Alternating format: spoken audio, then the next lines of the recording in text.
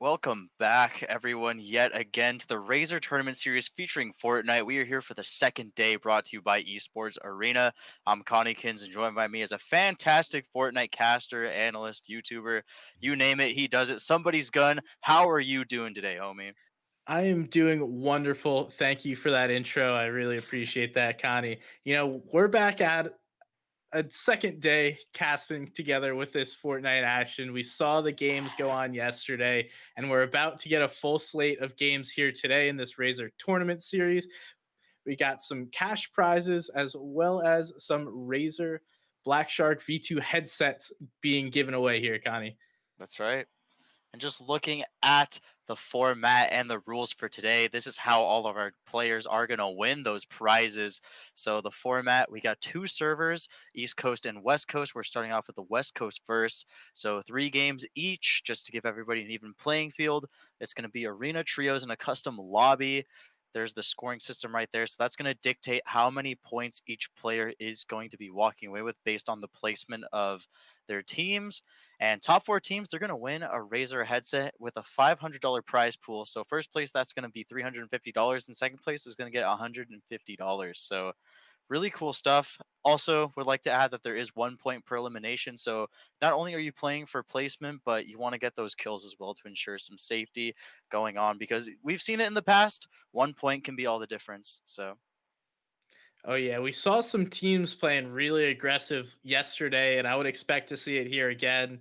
Uh, Not only do we have the top prizes, like you said earlier, we're also going to be giving away some Razer Black Shark V2 headsets. It's the ones Connie and I are rocking right now. They are super lightweight, have excellent quality sound, and I have nothing but good things to say about them. They're comfortable. I think that's a big thing. Comfort's huge for me. Connie, what do you think about the headset? I think they're really great. I think they're again super comfortable, but I think they sound really nice. They're easy to set up. I literally just plugged the thing in. It installed the drivers immediately. I had nothing to worry about. There's customizable features as well. So I think it's a great headset just all around. Probably the best headset in esports and gaming just in general. But we are going to be taking a look at some replays really quickly. These are the Black Shark replays. So right here you can see Emery, doing some great stuff over here in Frenzy Farm, taking out P90 and Egopotamus's trio. Those were some fantastic players that they definitely tried to do their best to deal with. We see DFAVs, also another great player, doing some amazing things, going against Sharkman. Sharkman was actually the winner of the event yesterday with their trio. So we see Dankline as well in there. And sadly, we do see them go down, but obviously that was not the end for them, as we do know that they did win. So some great stuff from them. I've got to say, just DFAVs abusing that movement and looking at him with 8 kills, unheard of. Snacky also doing great stuff, but just look at their team's kills right now. The kill count on them was so good from yesterday. I don't know. It's unmatched. These players have just really exceeded expectations from what we've seen. Just abusing that high ground right there, getting 2 picks, nice and easy. And Snacky is going to be winning that, looking so great. Oh yeah, we saw these guys going off in the final game. Beam Barrage, Kitzinio, and Ahaha were able to win a match themselves, and we see them putting pressure on and dealing with the map. We got some Black Shark replays coming in. There is a shark on the Fortnite map. There's actually quite a few. Bean Barrage just hopping in a box here, cleaning up this fight with the tac shotgun, and his teammates coming in for full support behind him. Looking to see these same things once again today.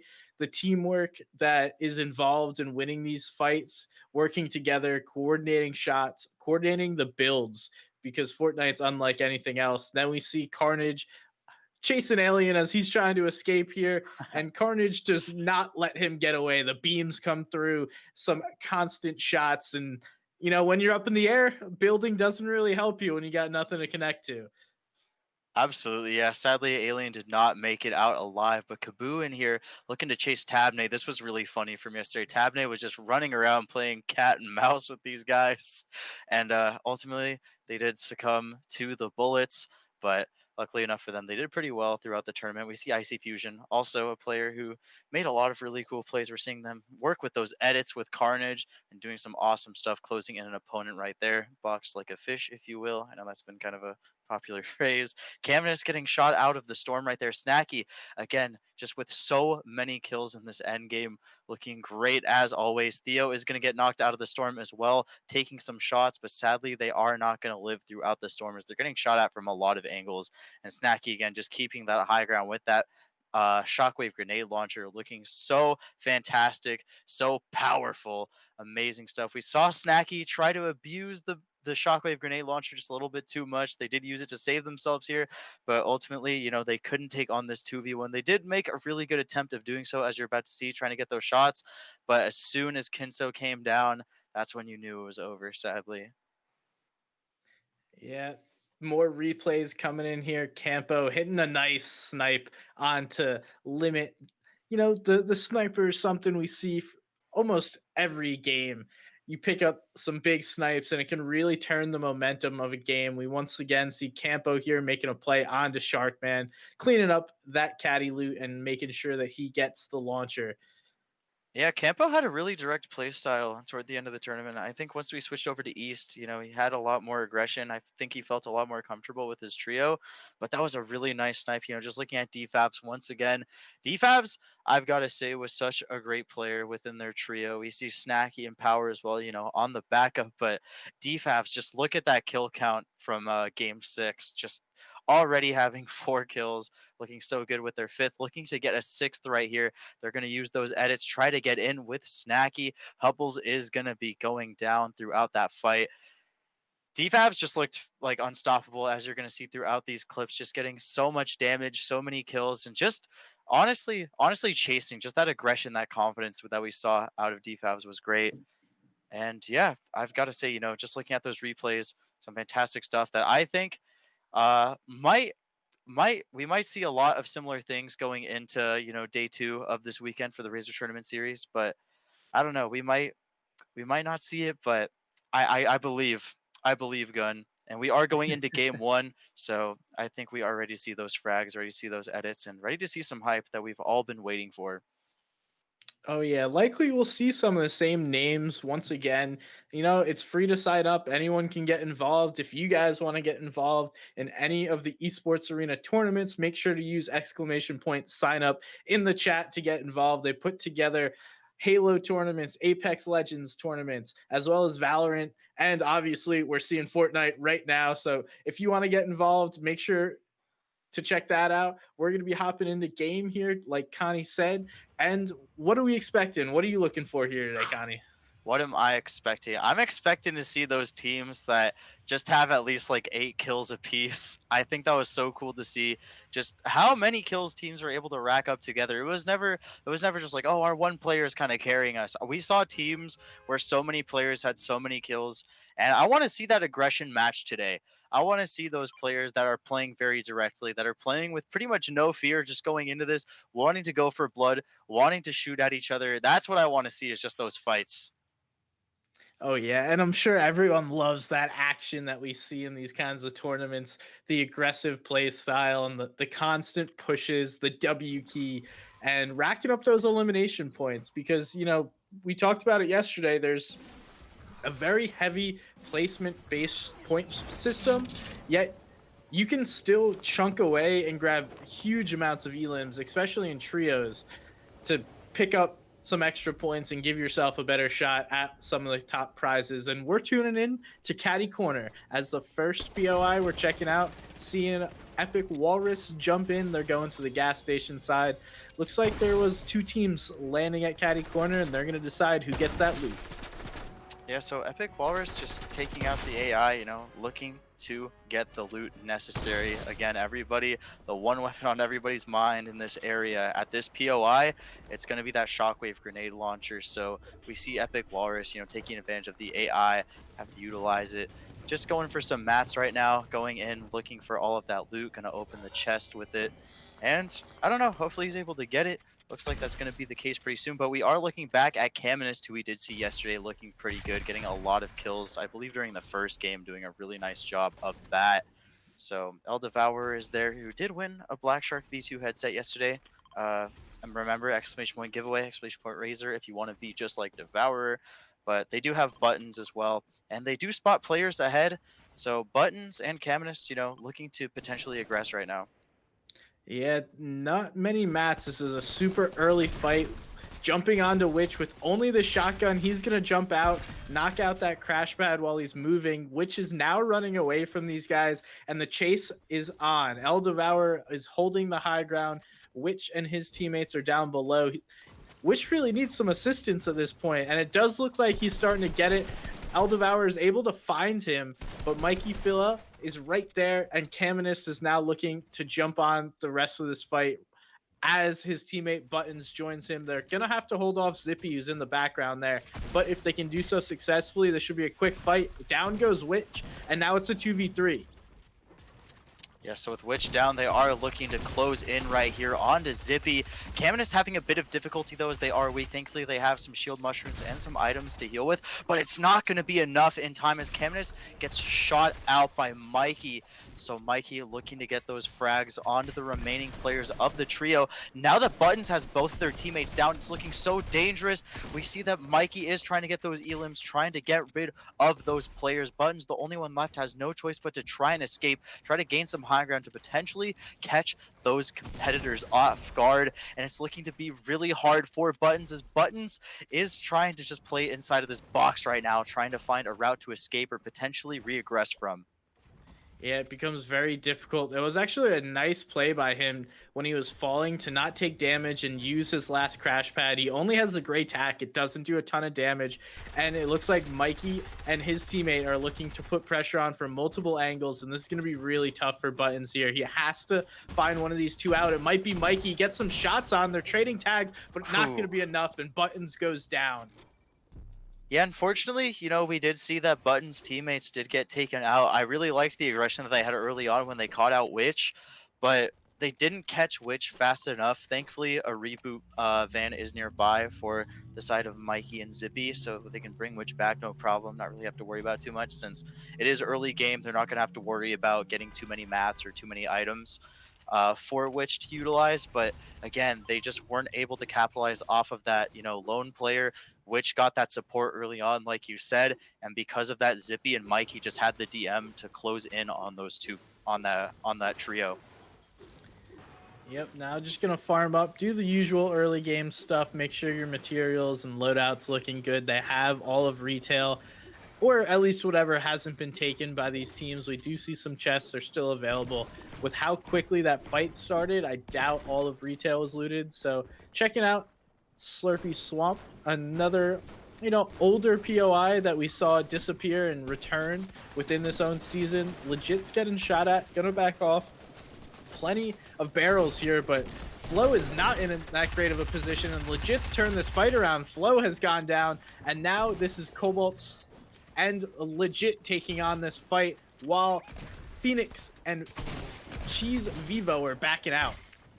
Cheese Vivo. So they are looking for that high ground. Elite Phoenix trying to rotate around. Sadly, not able to catch onto that crash pad, so they're going to have no choice but to use those mats. They see Legit straight ahead and Cobalt, but no opportunity to get shot yet. So they are taking a bit of damage. Elite Phoenix looking for a better opportunity to possibly maneuver through this, but Cobalt just trying to go in, trying to get that damage. He's going to find a bit of success, and they do knock down yet another player. So Cobalt doing some great stuff. We are going to see Elite Phoenix get taken out as well. So Cobalt and his team looking pretty good, sitting at 3 kills at the moment. Yeah, that was a clean squad wipe for these guys here, able to take down all three of them. Now, just like I said, hit the barrels. You don't have to use any shield.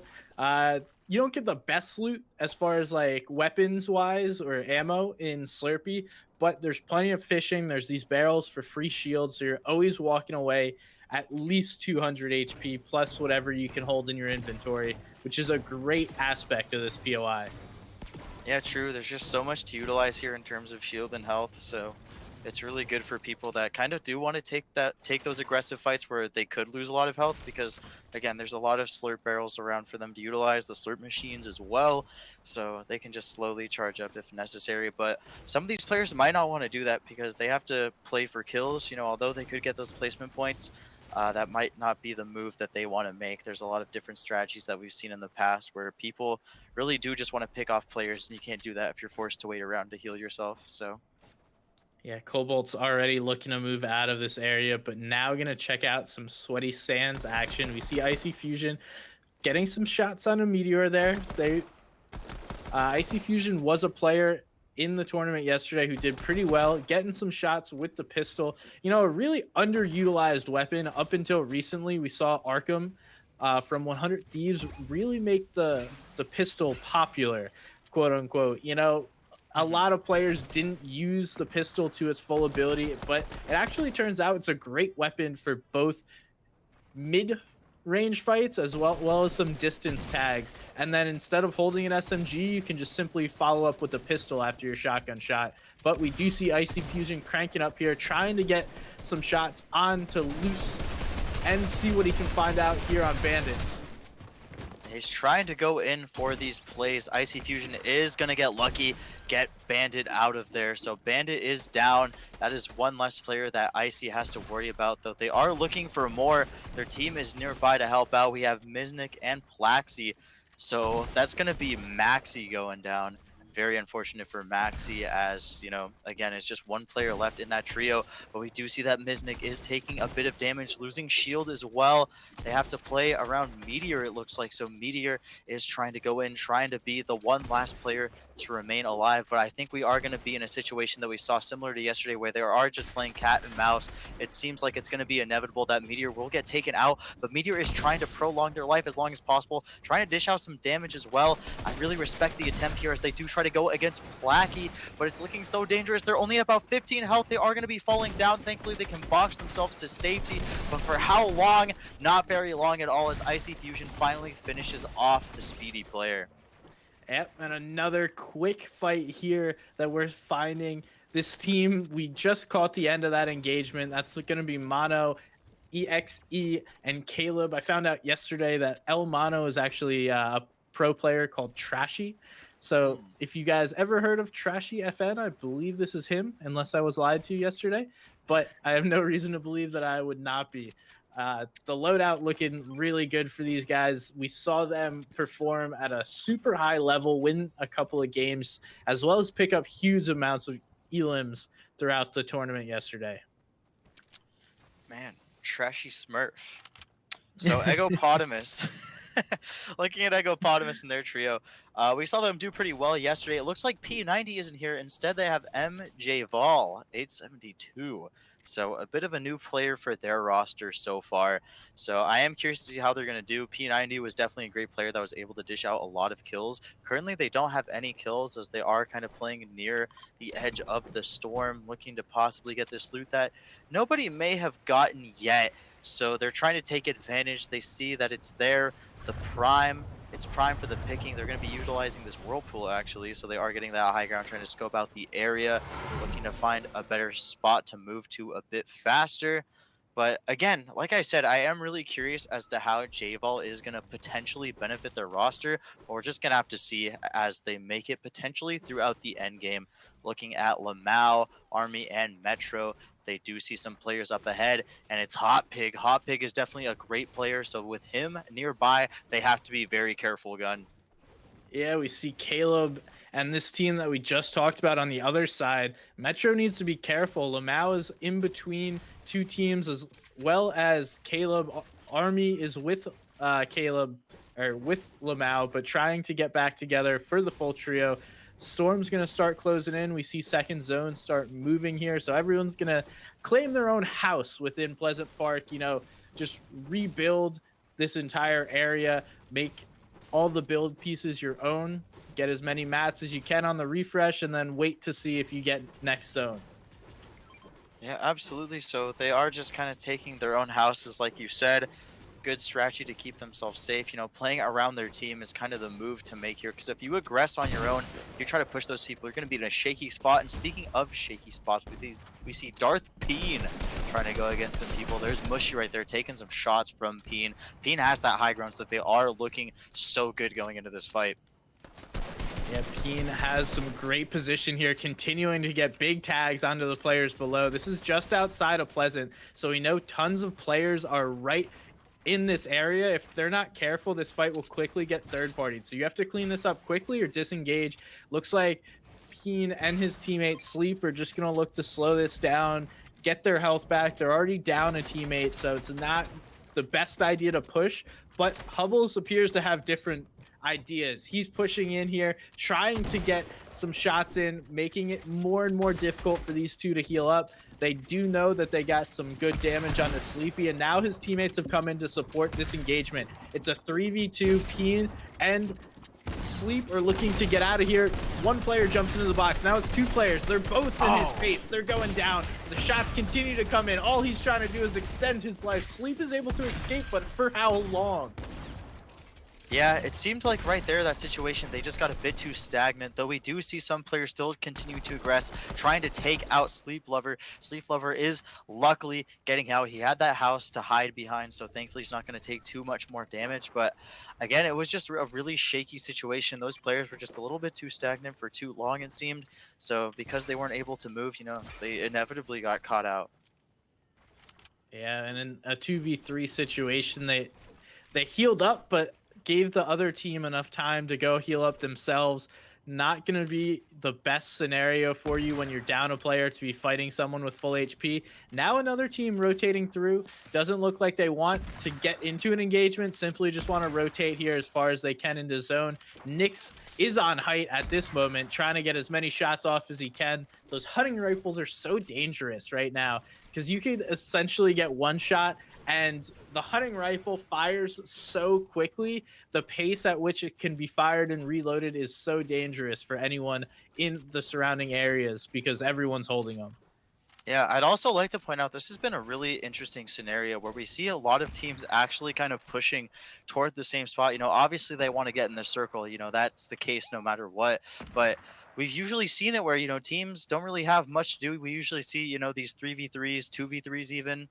But never where there's so many teams actually around each other. It looked like there were so many teams that were so close at one point for a minute there that things were getting a bit shaky. But they are all near Pleasant Park right now. So again, like you said, they're going to be taking their houses, trying to keep their defenses up, trying to gain some high ground if possible. And that's what we see Nyx doing exactly. So Nyx, just keeping it safe. They don't have anything to worry about since they are in the circle. A lot of the teams are gone now, so they're just going to work off of what they have at the moment. But Nyx, though, being a bit daring, trying to go for some snipes as we do shift over to Galaxy Vortex and their trio. Yeah, we do see so many people there in the center. The plan is normally to grab center of third zone. That's, a general strategy for Fortnite, whether it be solos or trios. Like we talked about yesterday, when you get center of third, we're most likely able to get fourth zone because of how they get positioned. So really good strategy to save on mats, and then you just kind of gamble, hope you get that fifth zone or 50-50 as some people call it. These guys are rotating in late, so they're just going to be grabbing whatever they can. Now we're going over to Zippy, who's in an engagement with 5 elims on this team. Mikey is not in the best spot. They need to back out as the pressure's coming in hot. Yeah, a lot of players looking to aggress right now onto Mikey's trio. Thankfully, they are able to rotate. It looked really close for them. It looked like they could have taken way more damage than when it was actually dished out. But still, very close for them, cutting it very close. So Zippy is going to do what they can to give their team some better items. They are getting sniped at from up ahead, though they do get a really nice snipe. Excellent shot right there from Zippy. They're still getting aggressed from close proximity as well as from far away. So they are in the storm, looking for a better angle to rotate out of, trying to utilize the best items possible, trying to take those minis right now, trying to get those shield up. Any additional health is going to be key right here, though we do see Mikey get knocked down trying to snipe right there. Sadly, they did peek a little sooner than they probably wanted to, with El Mono, aka Trashy, trying to come in and aggress. We see Extra Caleb also doing the same, trying to get some shots onto Zippy, looking to be successful, and they are going to knock Zippy out of the sky, doing an excellent job putting on that pressure to those players. So much loot in this area, and another team must have heard that engagement and wants to get involved, or that's just El Mano up ahead pushing another team trying to get himself involved in the action with his teammates lagging behind. It is Mono or Trashy grabbing some walls all by himself, hoping his teammates come to support, and here is all that backup he was looking for. They're out of zone, so you got to be careful making this play here. They're looking to grab all the pieces and then push slowly this way, not just jumping in boxes. A well thought out strategy, and shots are coming in. They do get 2 knocks. El Mano's able to get 2 of them down, and then this other player is just simply going to be trying to escape, going to use that launch pad. Unfortunate, but he's getting beamed himself and not even going to make it anywhere. You got to be careful when you're in the air, and there's still 40 players remaining. Oh, yeah, Caleb in a really tough situation at the moment, just trying to go for that loot, but he has no choice but to go around. There are players nearby that do want to take advantage of it. Thankfully, they do not get shot out of the sky. Like you said, it was just such a scary situation, looking to get stacked up on mats, health, shield even. So they have the items. We see them have that grappling gun. So Caleb definitely can put in some work with that, kind of move around, but they have to be so careful as there are 41 players yet. That's not going to be super useful quite yet, you know, maybe for some close situations where they get engaged in some trio fights. But assuming it's not a 3v3, assuming there's more players around, you know, which is obviously the case at the moment, they have to be very careful if they are to use it. But again, they are just stuck in here. They're trying to keep themselves safe, get themselves healthy, and they just don't want to aggress quite yet. Looks like they are trying to move it around, trying to push onto some teams. I don't know. They're kind of playing a dangerous game at the moment as we do switch over to Hubbles. Yeah, they're sitting on edge over there. We see Hubbles playing in much higher of a position. They're right on the edge of zone. He's dropping down. He should just maintain high ground to move through this zone. One Elim's not going to be worth losing your high ground. Mushy might have realized that and looks like he's going back up. The whole team appears to be trying to get back up on the height as they've now realized they have high ground and can hold it through this 5th zone. Gonna look to pressure and hold anyone potentially trying to get in and make a play for their own height. We do know that Caleb and his trio have that grappler gun, and there's going to be another trio with that shockwave launcher, both looking to make plays onto height. So it's not an easy play to make. We see Wyan is one of those players lower than the team we were just watching. Legit, and his trio trying to make it through the air do appear to get through without taking much damage. Caleb following behind as crash pads coming in. No problem for Wyan. He's still alive.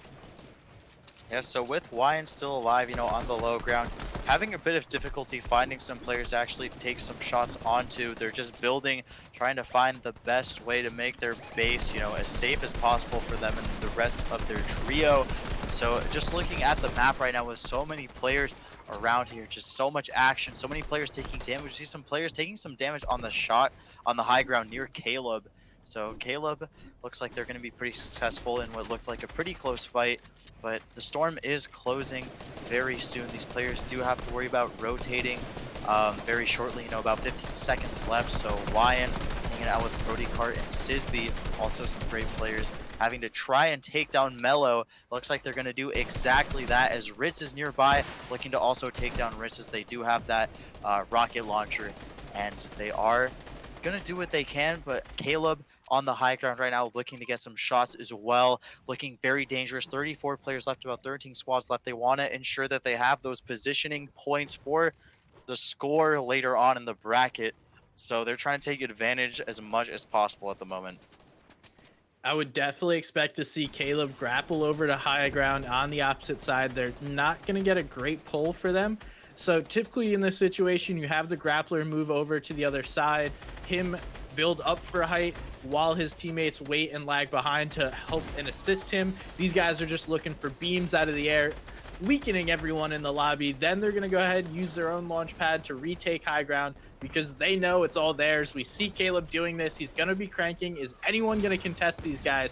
Egoponymous out on the other side of zone is looking fairly high, but he's all by himself, and down he goes. The shots come through quickly, and Caleb, Trashy, and EXE have quickly maintained control of this high ground. Other teams are looking to make plays, but not going to be enough. They're connecting very well, and Sleep right down below is continuing to put pressure on. Not enough here. Tons of elims on this trio, and more continuing to come through here, Connie. Yeah, there's a lot being dished out at the moment. We're sitting right now at 29 players left. That's going to be 12 trios remaining right now. So they are trying to take all of the kills they can get. Any point possible is going to be great for them. Caleb looking very close to a lot of trios at the moment, especially with the storm going. We are going to see Cobalt and Sleep Lover get taken out. Caleb using that jump pad to try to get around. P90 is in the fight with what looks to be a different trio. So P90 with a bit of the roster change, finding some new players that they are potentially trying to do better with. We see Simp and Legit getting shot at right now. Legit at about half health. So this is a really shaky situation. EXE and El Mono also looking really great. They are, again, closing in on those players, trying to take any damage. They have that high ground, taking some shots onto Lamau, but Lamau is going to still stay alive. Kenzo, though, taking some damage as well. Still nobody going down quite yet. We do see that Ka gets taken out by Lyrics, though Sisby, trying to play around these guys. Legit finally getting taken out as well. We are seeing players drop left and right as the circle just gets smaller and smaller. Players building even higher as they do have to worry about the limited space that they have to work around. P90 is going to get taken out as well. Looking so dangerous as Epic Walrus. Zerk, 97th place. So many players trying to close in. So dangerous as we're looking at some fantastic players get taken out left and right near the bottom. Dimmer and Meltor owning the low ground while high ground is being controlled by Caleb, Mono, and EXE. We see them continuing to put pressure on from up above, but Meltor is putting his own staple on this game, owning the low ground. We see these guys, actually Hot Pig and Proticart are doing really well for themselves in the mid ground. There's multiple different layers within this game, and everyone is trying to grab their own position. Whether you have height, whether you have low, or just want to play somewhere in the middle, you have to do it better than everyone else. And these teams from up above are only making it much more difficult. We see the Shockwave launcher coming out. That is going to be something that El Mono needs to watch out for, but it doesn't look to be too big of an issue as more players have dropped. We're down to only 10 players remaining. El Mono racking up the elims. He's on double digits himself, and they're dropping low to try and end this game themselves. There's still 7 players remaining, but they want all the elims. El Mono continuing to beam. Zerk's about to die to storm damage. Proticart's still alive. He's in a great position here. It's a 1v3 situation, and they just collapse onto Proticart. Holy. So I've got to say, that was the first game that we've seen of day 2 for the Razer's tournament series featuring Fortnite. Somebody's gun. The winning team already not only got first, but they got 22 eliminations. We saw 10, 6, and 6. That for first game, I usually expect that, some teams kind of hop in, they warm up. I don't know what was going through their heads. I don't know what they ate, drank, what they dreamed of before they went to bed at night. But dude, 22 eliminations. That is so nuts, so hype. I like it. I love it. I want more of it, Gun. That was fantastic.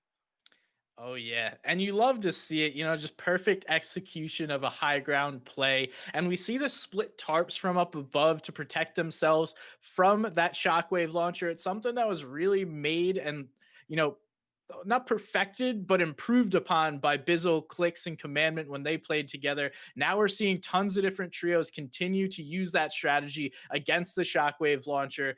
And I'm sure we'll go ahead and watch some replays from this game and show you guys exactly what happened there. Yeah, absolutely, Gun. So many great plays. We are looking at Cobalt right now. Cobalt just going in with so much damage.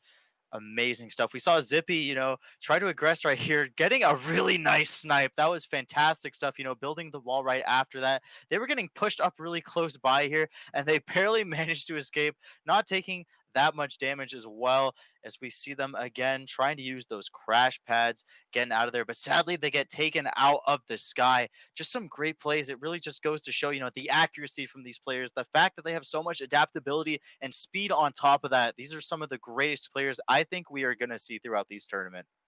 And This just tournament. look how they end this game all together, collapsing on Proticart.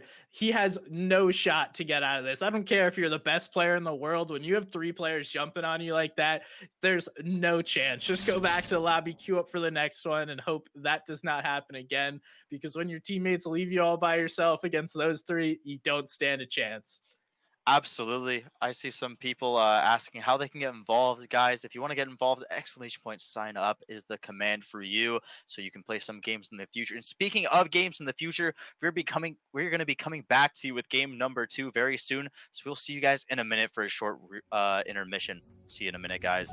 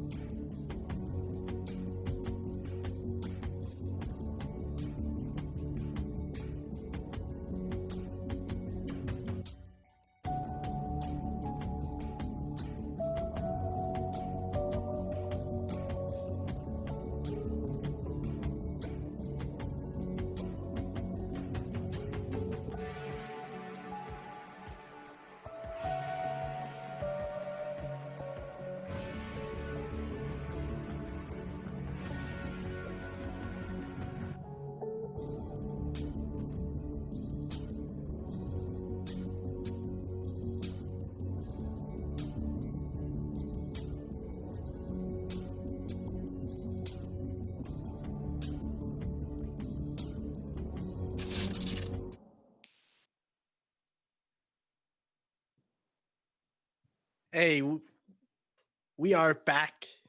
My bad. We are back here for some Fortnite action. Going into game two, we just saw game one of the Razer Tournament series featuring Fortnite. You know, some awesome work by Caleb, Mono, and EXE just taking on the entire lobby, bringing it back and winning game one. They're in a good spot to take home some of these Razer Black Shark V2 headsets here, Connie. They're in a good spot. I think they're in a fantastic spot. Getting first place, not only that, but getting 22 eliminations. First game, too. So, I mean, already setting the bar really high for a lot of these players. We are looking at yesterday's winning trio. This is Danklion, Diddy, and Sharkman. We saw them get taken out what seems to be pretty early. We didn't really see them too much last game, but thankfully they are here. They do have the spotlight on them, and I'm really excited to see what they do as there is a team straight ahead of them. Oh no, Diddy getting sniped from far away. That is so upsetting to see. So Dankline obviously having to support with both of their teammates down. This is looking so scary, Gun. Oh man, it's all up to Dankline now with a burst rifle as well as that big pot. He's gonna be able to get up one of his teammates, but I'm not sure Sharkman's gonna make it. I'm really confused why this other team is not pushing in to end this fight quickly. They know they have the advantage, but just kind of looting that one side of the island, Sharkman's going to be able to get up, and it looks like they might even be able to scoop their other teammate if they can recognize the push isn't coming yet. Yeah, hopefully they're able to adapt and realize that pretty quickly. But again, I don't blame them for trying to play it a bit more safe here. It is dangerous. That team were able to hit some shots from pretty far away. So up up close, it could be a better also the same story, so that could prove to be true. But we're gonna have to see as Sharkman does kind of play to get some mats before they do want to, go up for their team or potentially even wait for them to aggress. But again, like you said, they don't see that. So thankfully, Dankline is able to do that. Diddy is back in the fight, which we love to see. So we're going to see a bit more of these trio. But another great trio, we're looking at Sleep Lover, who we did see yesterday as well, do some great stuff. He's looking to take the high ground here, fighting in Pleasant Park. It's a slow fight, not happening too quickly. Vibin is down below, just vibing, chilling out, making sure his teammates are going to be able to come and support him before this fight happens. And Sleep and Kanata fan are just going to be backing out. They don't want the action yet. Looking to disengage this battle. None of them are looking super healthy, and I'm sure the mats aren't great. So just pop it out of this fight. They got their tags, they traded some damage, and want to walk away with their lives instead of anything else. Yeah, so they are opting just for a bit more of a safer play, though we do see Meltor again just looking for some players looking for some mats, not really too much going on, as I like to call them. Those are some early game shenanigans, though dinner into cut. Probably finding some players nearby. They do have to heal up because they did take a bit of damage. Meltor looking really good with a single elimination so far. So hey, not too bad considering how early it is in the game. And we see Epic Walrus, who we did see toward the end game as well as the beginning of game one. So now with them in game two, I am curious to see if they're going to last a bit longer, as they did do a pretty nice job of staying in the fight for a good while. But they're going to opt to play behind this metal. So I think they are going to go for a bit more of a safe approach since they want to get their heals back up. Hopefully, Dimer has less shambles teammates because he's got three builds and two, let's call them not so great weapons. He really needs to make a move here, either get the elim. They're not putting themselves in a great position. They may be trying to disengage, but because the other team is up on this hill, they're going to have angles and shots on them basically this entire way through until they can get past or under this bridge. I would assume none of them are in a great spot based on what we see here, and that is Simp, Legit, and Cobalt now coming in to third party this engagement that we just saw going on, which is looking to back out, and everyone's just disengaging. Yeah, so a lot of people, just picking their prime spots. Thankfully, we're not going to see anybody get too hurt quite yet. They want to stay in, they want to prolong their lives. So they're not really going for any of these exchanges. They're not really going for any of these potentially lethal fights right now. So Simp doing a good job of staying with Cobalt. They're going to loot some more over here, play in a bit of a safer spot, which I do admire. I do respect. You got to play with a bit of safety in mind, especially in the early game, because a lot of those players are going to be a bit more healthy and they could potentially have better items than you. It doesn't seem like they have, I guess, the best inventory at the moment. They have some of the essentials, but nothing that gives them, that edge or any sort of advantage. So they're looking for a bit more over here at Caddy Corner. Yeah, rocking back in, trying to grab whatever loot's left over. Hopefully, able to find the key card, hit the vault, and then just grab all of that sweet loot that's in there, as well as a launch pad. We see Simp has one, but if they're able to grab that key card, open the vault, they should easily be able to get one more pad, as well as some extra shields and better loot. I don't believe that they have it. Otherwise, I would assume they would have opened it. Now we're here in Sweaty Sands, where Icy Fusion is waiting for his opening onto Kais and Phi sitting on the opposite side. He doesn't know that his teammate is sitting in the building right beside him. They need to be careful to not get too aggressive. And Kaisi and Phi here need to play kind of aggressive to go help their teammate so he doesn't get stuck out all alone. And their skip, the teammates, Kais is now jumping onto this fight while Plaxi is looking to build up, but gonna back off. His teammates aren't with him yet, just trying to knock this player out and get the tags onto Kais. Yeah, Flaxy in a bit of a situation where they do have to play really safe since their teammates, like you said, they're not there. They're not really ready to engage quite yet, though we do finally see them come in for the assist. Icy Fusion, playing at this POI yet again, but does have to worry about those players that are going to aggress onto him since there is a lot of damage being dealt at the moment. This could be so bad for them if they're not careful. We see Misnik on that high ground trying to go a bit lower, trying to find a bit more of an even playing field on their opponents. We see Kais.exe trying to get themselves some shields back up. They find some success in doing so. Looking to edit to possibly go lower is Misnik.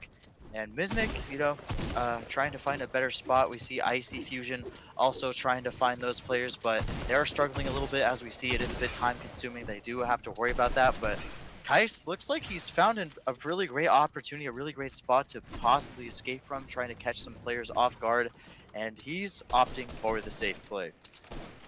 Yeah, we saw that big pot there. I'm interested to know if he didn't see it or just didn't want to take the chance to go under the ramp.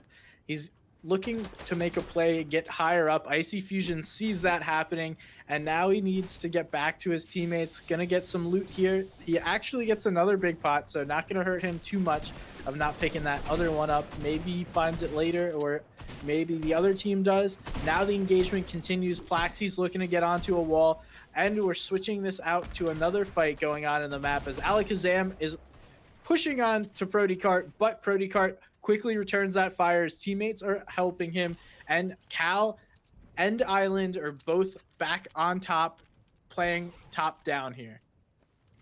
Exactly. So Alakazam, opting to get those heals in, trying to stay healthy for those players. They don't really have any eliminations quite yet. We see Island TBW trying to go against Prodicart, so they're looking for some more shots, looking to get some more damage, looking for those frags, because again, those are the points that they're going to need. A lot of those, easy elimination points is what's going to be necessary, but although I did say easy, it doesn't look to be a very easy task for Island, Alakazam, and Cat, as they are looking to get in a troublesome scrap right about now. There's a lot of people nearby. There's players under them that they have to worry about, that they have to keep their eyes on as they do get knocked down. Alakazam is going to be taking a bit of fall damage in this fight, as this 3v3 is looking pretty hectic with so many builds going around. All these players just having to utilize those edits, having to micromanage for those players, those positioning. Island, though, getting shot at, trying to escape, looking for some more players to kind of play around, play near, go for some shots. They do find Sisby, though they're not going to land any damage quite yet.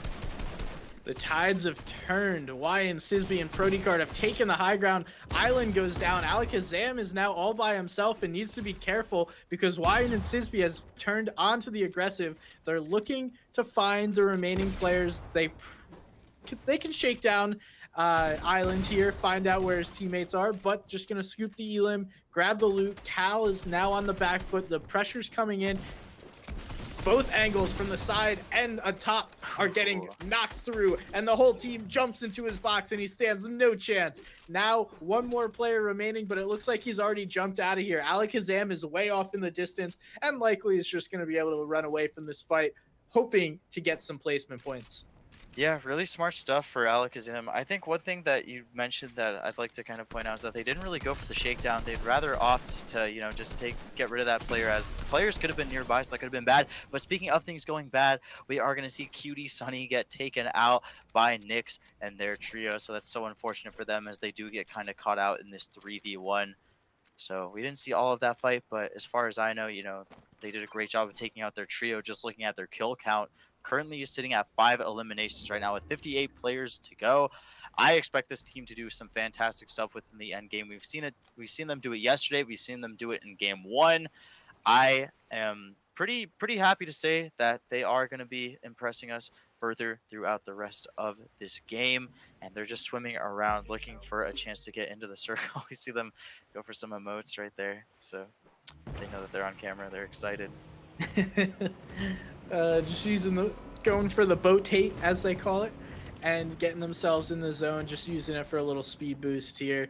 And now there's that music, which is a good thing if you're just trying to hang out, have some fun, but also can really tell your enemies and opponents nearby where you are if you're not careful. We see Caleb trying to hit some snipes on a Cool Gamer. He misses those, but some tags come through. They get the crack, some more white damage onto Cool Gamer. Caleb and EXE as well as Mono really are in a great position here. Fairly central part of zone, tons of mats. And we're switching over to Meltor, also looking to take tags on people using some pads to rotate. Yeah, these players have been pretty successful in landing those shots. Sadly, not taking anybody out of the sky quite yet. A lot of those players that they are shooting at are pretty healthy, since it is a bit earlier into the game. We're looking at Dimer in the cut. Dimer going for Emery right there. Again, we're seeing a bit of that recurring theme where they're not taking out players quite yet, but that's definitely going to be the case soon, as we see that Emery is getting aggressed by Meltor. Meltor just wants to take down Emery. He's by himself. They want to go for that easy kill. They are looking pretty successful, and they are going to finally get the kill, going for the shakedown to look for Emery's remaining teammates. Nice pickup there. They're going to get the extra heals and that elimination point. Now looking to aggro onto Caminist. If they can find him, they do see that he's a good distance away. Going to use these crash pads to try and play a little bit more aggressive. Not going to be super useful here in Weeping Woods because of all the trees. Now checking out Kenzo, P90, and Zerk, who are in a different position, getting aggressed on their own. A nice RPG goes through. That's going to hit Simp and really change the tide of this fight. They were looking to get in, but now are likely changing their minds about this whole situation. Simp is actually still hitting on walls while he is now only about 100 HP. He needs to slow down before he gets hit by another RPG in this engagement.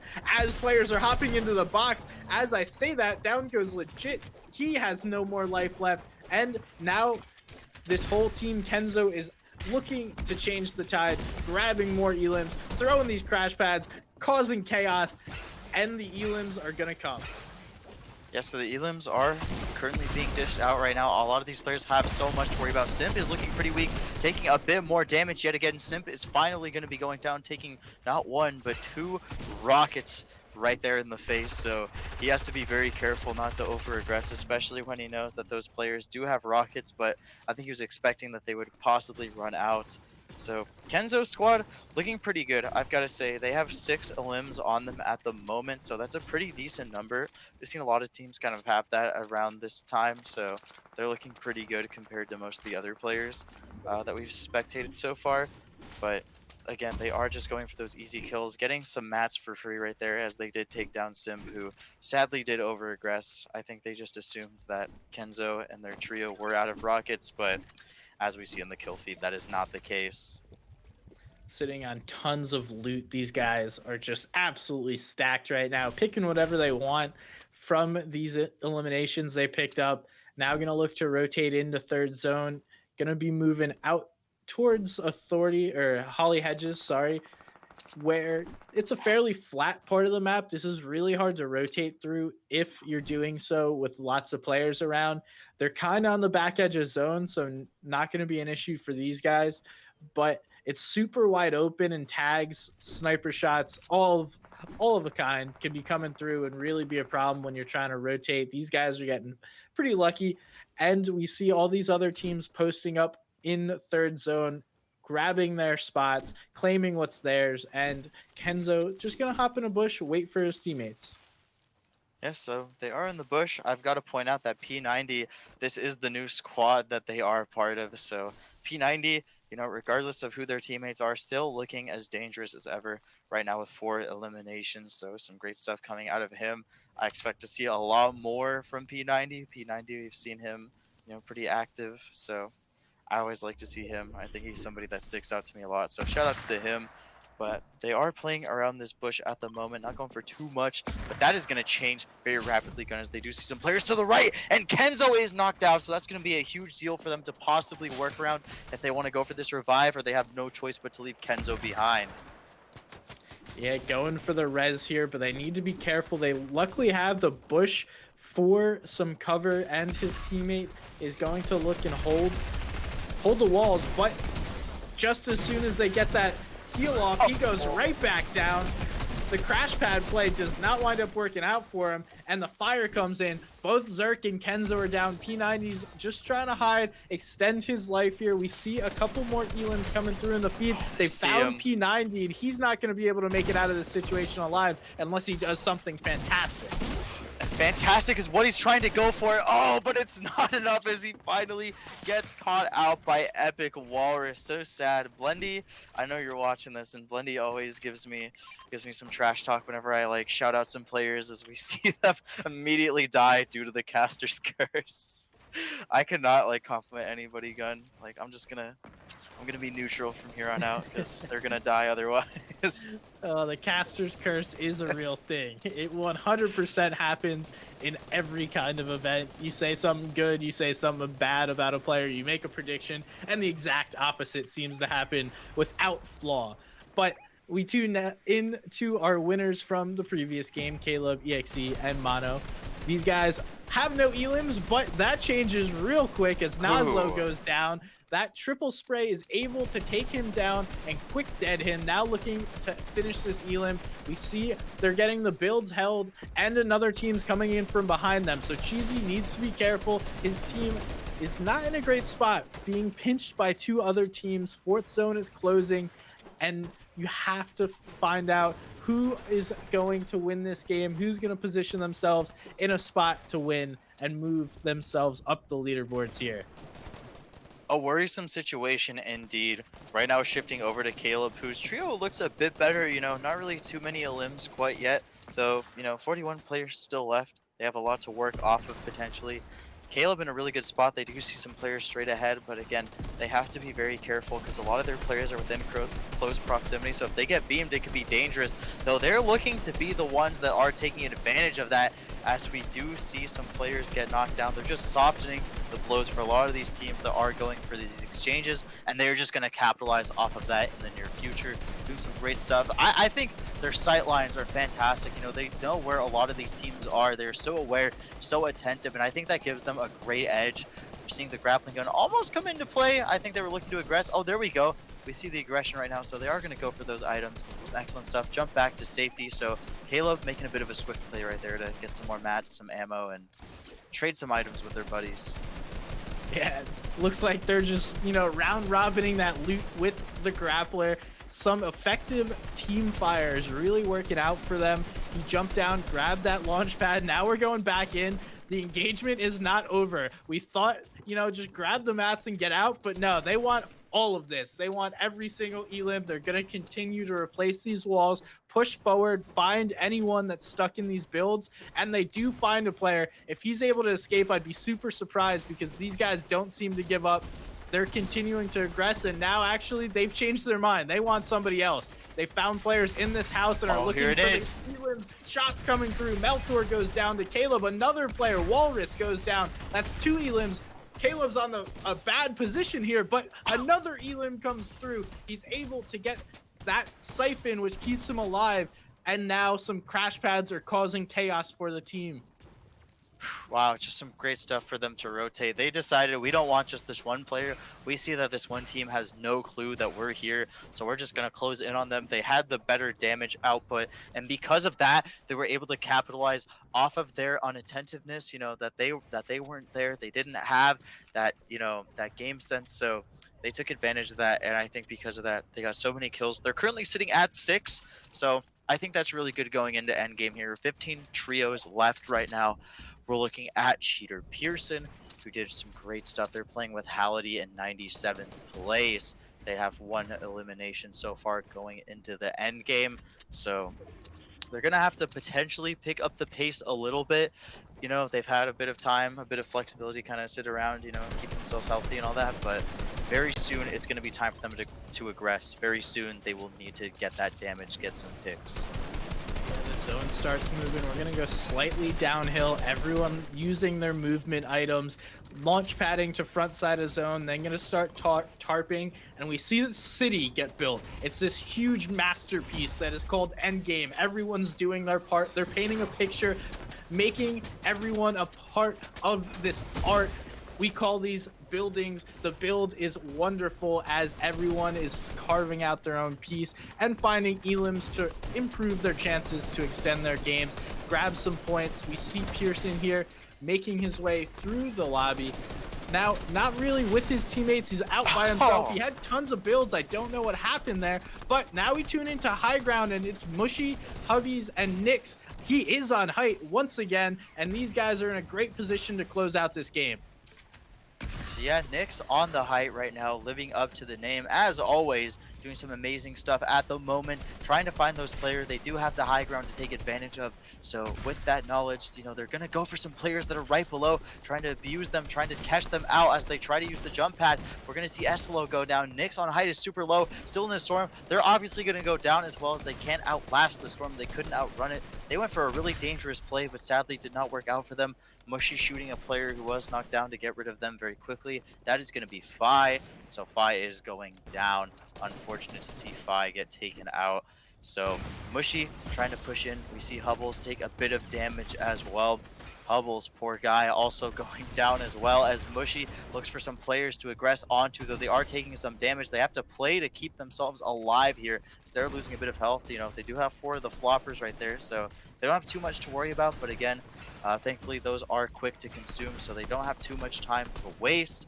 They do take 2 shots onto some players right there as Caleb also looking to get some damage as well, Gun. Yeah, they still look super stacked and now have even more elims since we tune into them.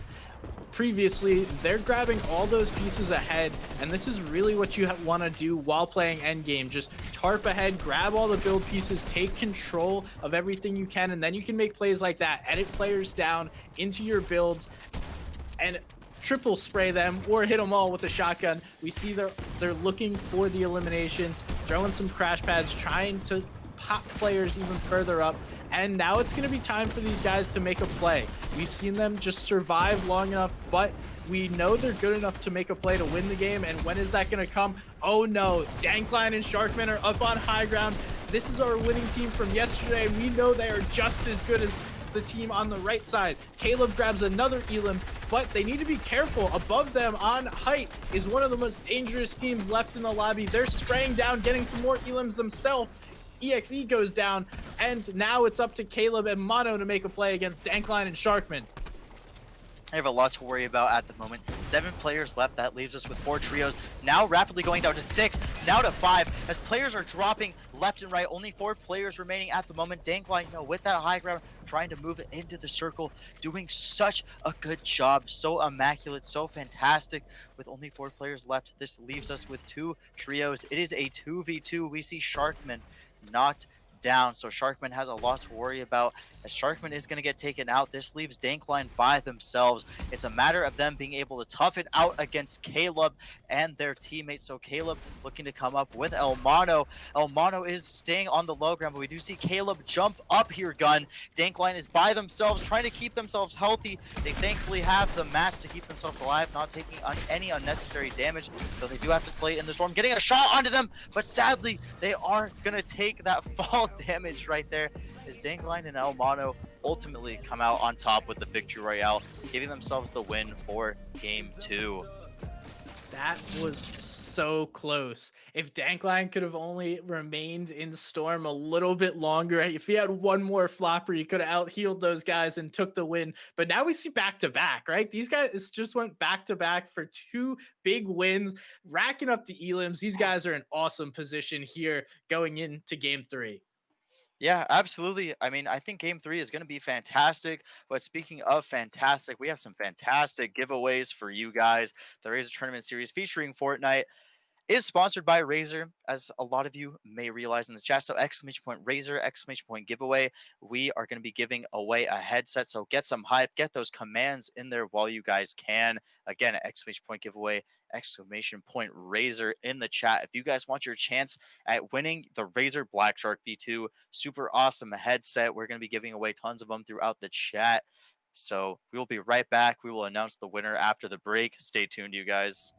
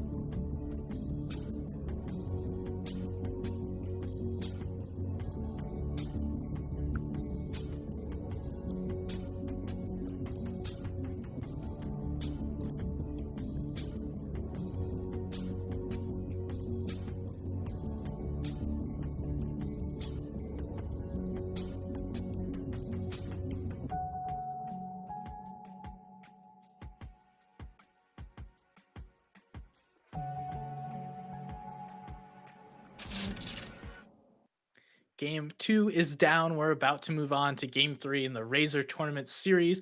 But as we mentioned, there is a giveaway that just happened in the chat. So, congratulations to Beta 2X on winning the Razer Black Shark V2 headset. Let's get a pog in chat for him. That's a nice pickup. Two more giveaways are to follow, so make sure you're using the commands in chat and checking out all the goodies that Esports Arena is giving away in partnership with Razer.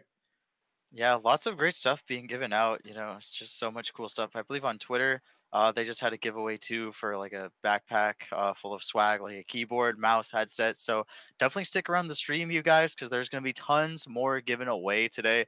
So again, exclamation point giveaway, exclamation point Razer. If you want to win the Black Shark V2 headset, this is such a great headset. It's comfortable, it's compact, it sounds great. I think one of the most awesome features is that it's really light, so I like to bring stuff with me, whether it be at esports events or, traveling to a buddy's house for a quick LAN party or just gaming out at the esports arena itself. There's always some fun to be had. So it's always best to have fun with the best headset in esports, and that being the Razer Black Shark V2. But we are getting started with the match, so I'm excited to see how many players we're going to see going into this game because there's going to be a lot of great plays. Game one and two looked fantastic. I think game three is going to be a really fun one. Oh, no doubt. This is our final game on West before we switch it over to East. So, you West players take full advantage of your ping. Going to get slightly higher. And you East players, do what you can. It's about to be your advantage moving into this next game. Look at all those llamas right around the Misty Meadows Lake right there. There's three in that little area and one out by Slurpee. Nice little feature here of the spectator client to see that as we see the layout, everyone's spreading out throughout the map. One of my favorite features of replays is you could get that really big macro perspective of what's going on in the game here. Yeah, absolutely. So we are looking at a lot of these players drop at the moment. So here we go into the gameplay. We are seeing Dimer into cut yet again. Go for some picks. Sadly, Taylor only has their pickaxe, but Minecraft is not going to be enough to save them as Taylor is on the opposing side. Got that Minecraft pickaxe out, trying to go for some mats, but Taylor barely stayed in right here against Diner. I'm surprised Dimer wasn't able to finish him off right there, but they're just going to opt for the loot as that's obviously more important to them, it seems.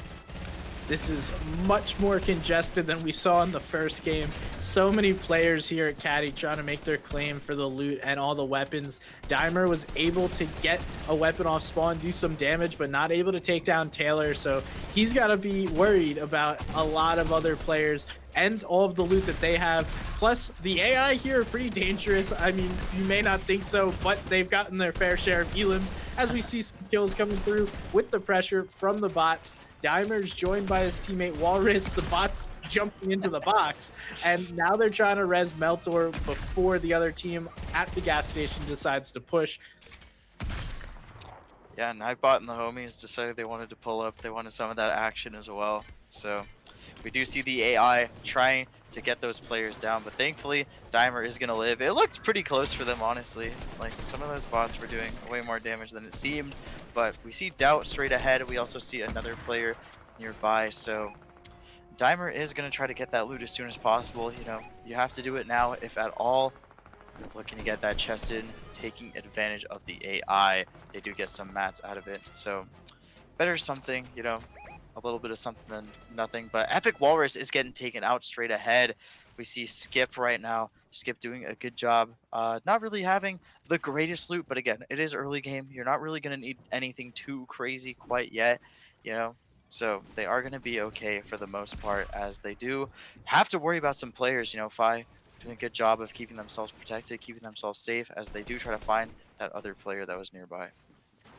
Yeah, we saw this team fighting in Sweaty last game, and the fight continues. It's Loogie Bandit right on the outside of this wall looking to make a play. Fi and his teammates are not super healthy, and down goes Fi. Bandit's able to scoop that up, and they are running away. Kais needs to get into this engagement. He does get some shots in, but Skip's all by himself with the full trio right on his head. Oh, more shots coming through. Kais is pretty consistent with that AR aim. That's not going to help Skip, though, if they collapse onto him and he has nowhere to go. He's trying to escape, moving out, making those edits, building all that he can. He's got one build remaining. Kais is now here with him, throwing some crash pads down. These guys have the high ground. Nice plays to get back together. Now Skip needs to realize he has no materials and slow this down a little bit, farm up, play with a little more defensive strategy. Yeah, I agree with that. Definitely take things a bit slower right here. A lot of those players are going down, though. Kai's still looking to engage. They have a little bit of mats, though. Lugi Bandit is right underneath, so they have to worry about Lugi. Lugi's still hanging on with just a bit of health left, still taking lots of damage, so Lugi trying to keep themselves safe for as long as possible. Sadly, time has run out for the Lugi Bandit himself, as he does get taken out by Skip. Yeah, now it's a nice even fight for these guys. They've turned the tides. One Elam comes through for Skip, so a 2v2 situation. Looks like the other team's just going to back out. Bandit got a little too aggressive for his teammates. Now we'll see who is able to make the right play and scoop their teammates before the other team does so. Now we're here over with Doubt getting big beamed while trying to run away, and he Oh. goes down. Devour's coming in for the third party action. Taylor SR4 is all the way back up. He's got tons of health from what we saw, and the caddy launcher. He's going to try and get out of there. There's way too many players to do so safely. He only has 2 more rockets, likely about to get chased here as well if these two teams don't absolutely third party one another. Yeah, so we still see Taylor straight ahead, still living. Oh, okay. It happened again. It happened again, guys. I can't. I can't. I'm just gonna stay neutral. I don't know if you've ever seen the. Oh, we see Witch getting shot by. I'll tell you about it later. There's like a really funny like clip from the streamer Germa where he says it's well lit. That's his only like neutral comment. So this player looks well lit so far. That's all I'm gonna say about Emery right now. He's looking well lit. Oh man, you don't really have a winning situation. Sometimes you try and make a prediction, and then the team just decides, nah, we can't make Connie look good. We got to change everything that goes on. I'm just trying to make them look good. I'm happy that they're out here. I'm all about the esports. I'm all about the hype. These guys are just like, nope, Connie's on us. We gotta stop what we're doing and like BM for him. So, Anyway, the action continues here. Connie, your track record will continue. You miss thank 100% goodness. of the shots you don't take, so just keep throwing them. Eventually, they'll hit. Great. And speaking of shots finally landing, there we go. Emery taking out Witch, who is trying to stay alive. Zippy also getting taken out by the rest of that trio. So Emery looking pretty good. A lot of their players looking coming out of that fight unscathed. So I think some great stuff that was happening from them, doing a great job of playing around those players. They played it very patiently, I've got to say. So Emery, Devourer, Caminus, fantastic stuff. But Icy Fusion also doing some fantastic stuff, taking some shots, going for some damage onto Skip right here. They are going to get that pick onto Skip, looking so good, getting both of those players in that exchange, and they are going to go for the emote right there. They know that they're on the esports arena stream, and they are just going to flex on those players. Yeah, call that a 2-piece, and you don't get that at McDonald's. That's in game. Now Icy Fusion is in a great spot. These guys got to pad some crash pads, tons of heals. Playing super aggressive in this early game to pick up some elims, grab a couple of points. We knew that Skip, his teammate, was down, so he wasn't able to have a full trio. And Icy Fusion and his trio saw that, were able to take advantage of an easy elim. Looking like they know what they're going to do at this point in the game. Yeah, I mean, they're looking really good. I gotta say, their inventory, Icy Fusion definitely seems to be a huge fan of this POI for sure. Just taking advantage of all the items here, all the loot. Could definitely work on getting a bit more mats, but they got those crash pads, so they don't have too much to worry about. They could use those for some additional movement here, as they do look to have a couple of picks, though we are now shifting gears over to Caleb. And Caleb has that grappling gun, so they're just using that movement, using all of that power. They got some. I think their inventory looks really good at the moment. They are currently sitting at 3 eliminations currently into game 3. So again, this is the last game of the West Coast servers. Then they'll move on to the East Coast. So these players, just doing their best to take advantage of the loot that is remaining, as it doesn't seem like there are any players here.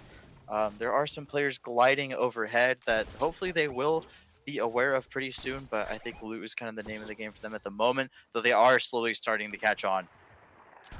Yeah, these are our back-to-back game winners. Obviously, the most dangerous team at this point. They're playing super well. Devour, Caminist, and Emery are on the outside, looking into Authority. And, Caleb and his trio already have a solid squad wipe here, looking to get some more. He can take the high ground advantage here and get good beams down and some tags onto these other players, make them rethink this decision to be walking over to Authority. Yeah, so far so good for these guys. As they are playing in the authority, they're just doing what they can to get the loot necessary, not really having to worry about too much though. There are some players outside of the storm, and the storm is beginning to close in, so they might want to opt to play more so for the circle. But again, I think loot is just going to kind of be the main driving factor here for these guys, as they do get some mats, get some of those necessary items. But switching over to a bit more action, Galaxy Vortex right now finding a few players straight ahead. They did lose Vibin Slade, as Vibin Slade, appears to be Slade. So they are looking to kind of avenge their fallen brother, as they do look to get a snipe shot onto these guys with a rifle. Not going to get anything quite yet, as they try to use the beam to the best of their ability. Yeah, that's looking like some Kovacs is needed there. You had a couple open shots. Need to take advantage of that if you want to succeed. Sunny's out on the other side, already rotating in, waiting for Vortex to follow up. We get a north zone again. Yesterday, we were full of those southeast zones, playing over the mountains.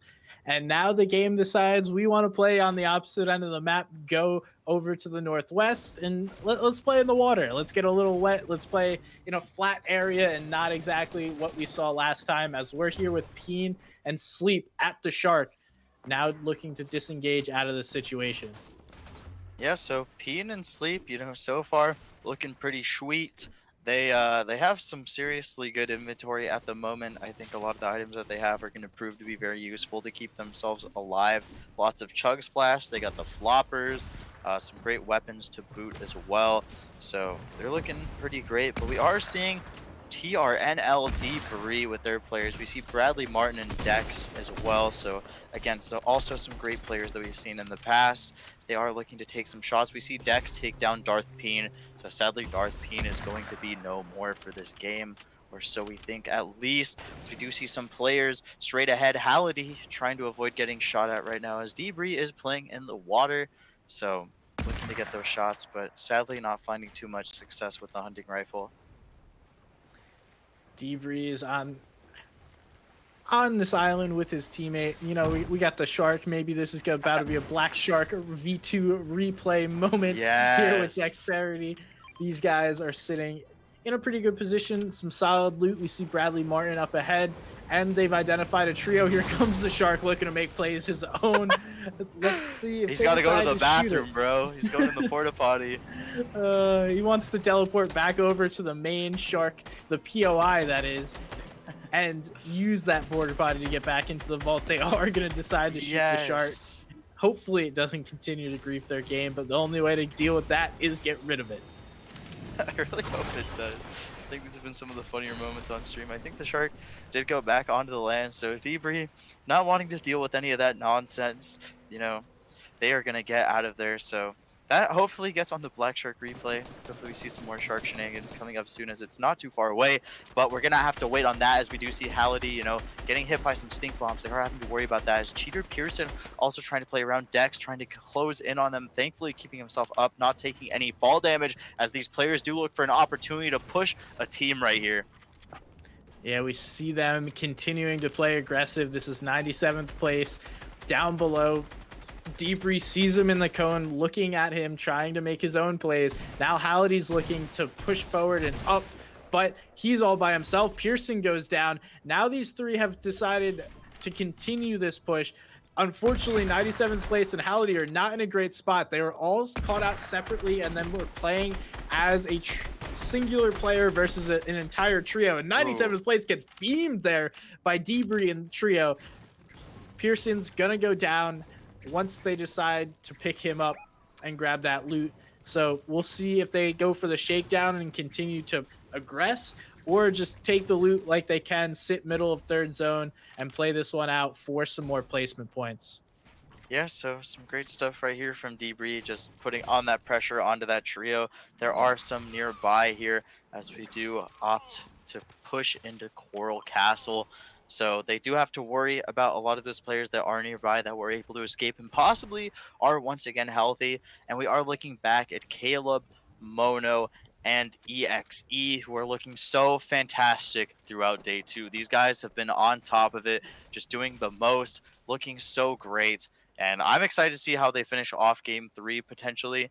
So they're looking pretty good, looking to take some snipes, though. We are going to pan over to Lyrics, Egopotamus, and what appears to be yet another brand new player in their roster, Alfie. So they are just swapping in those ringers left and right. Yeah, trying to find the keys to make this work. Dankline is without his teammates. It looked like Diddy went down, so he's not going to be in a great position. Lyrics and his trio now just going to chase Dankline, continuing that pressure if they want to, or if they can just organize their inventory. Now, Caminist is with the caddy loot. These guys were third partying caddy. Looks like they were able to successfully gain that great loot. Now they need to hold it and make it through the rest of this game. Yeah, so Caminus definitely has to get into a better position here. You know, they don't want to have to worry about that storm, but regardless, they are going to have to finally getting some mini shields as well. So lucky for them to find it past that rock, but they're trying to bring their mats back up as they don't have the best mats right now. They look really, really low on mats. So it's going to be a matter of them potentially killing a player that's trying to get out of the storm that might be weaker, that could totally have more mats, but there are some players nearby that they do find and take a shot at. Looks like they're going to knock down one. That's going to be Cutie Sunny. Cutie Sunny's trio teammate is looking to get out of there as well. So dangerous for them. That's going to be their key to getting more of those mats. And look at that, 500 mats of wood right there. Getting some brick, getting some metal as well. So that was definitely the move to make. Yeah, never trust a bush, and you see exactly why. Caminist heard one of those players in the bushes, just goes ahead, takes a shot. It hits big for 120 damage, and that's exactly what you want to see when you're pushing into a bush. Now he's taking tags onto a player, fighting.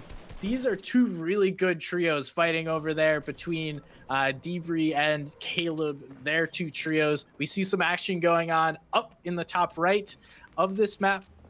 And now we're tuning into Dexterity, Debris, and Bradley Martin against Caleb, Mono, and EXE.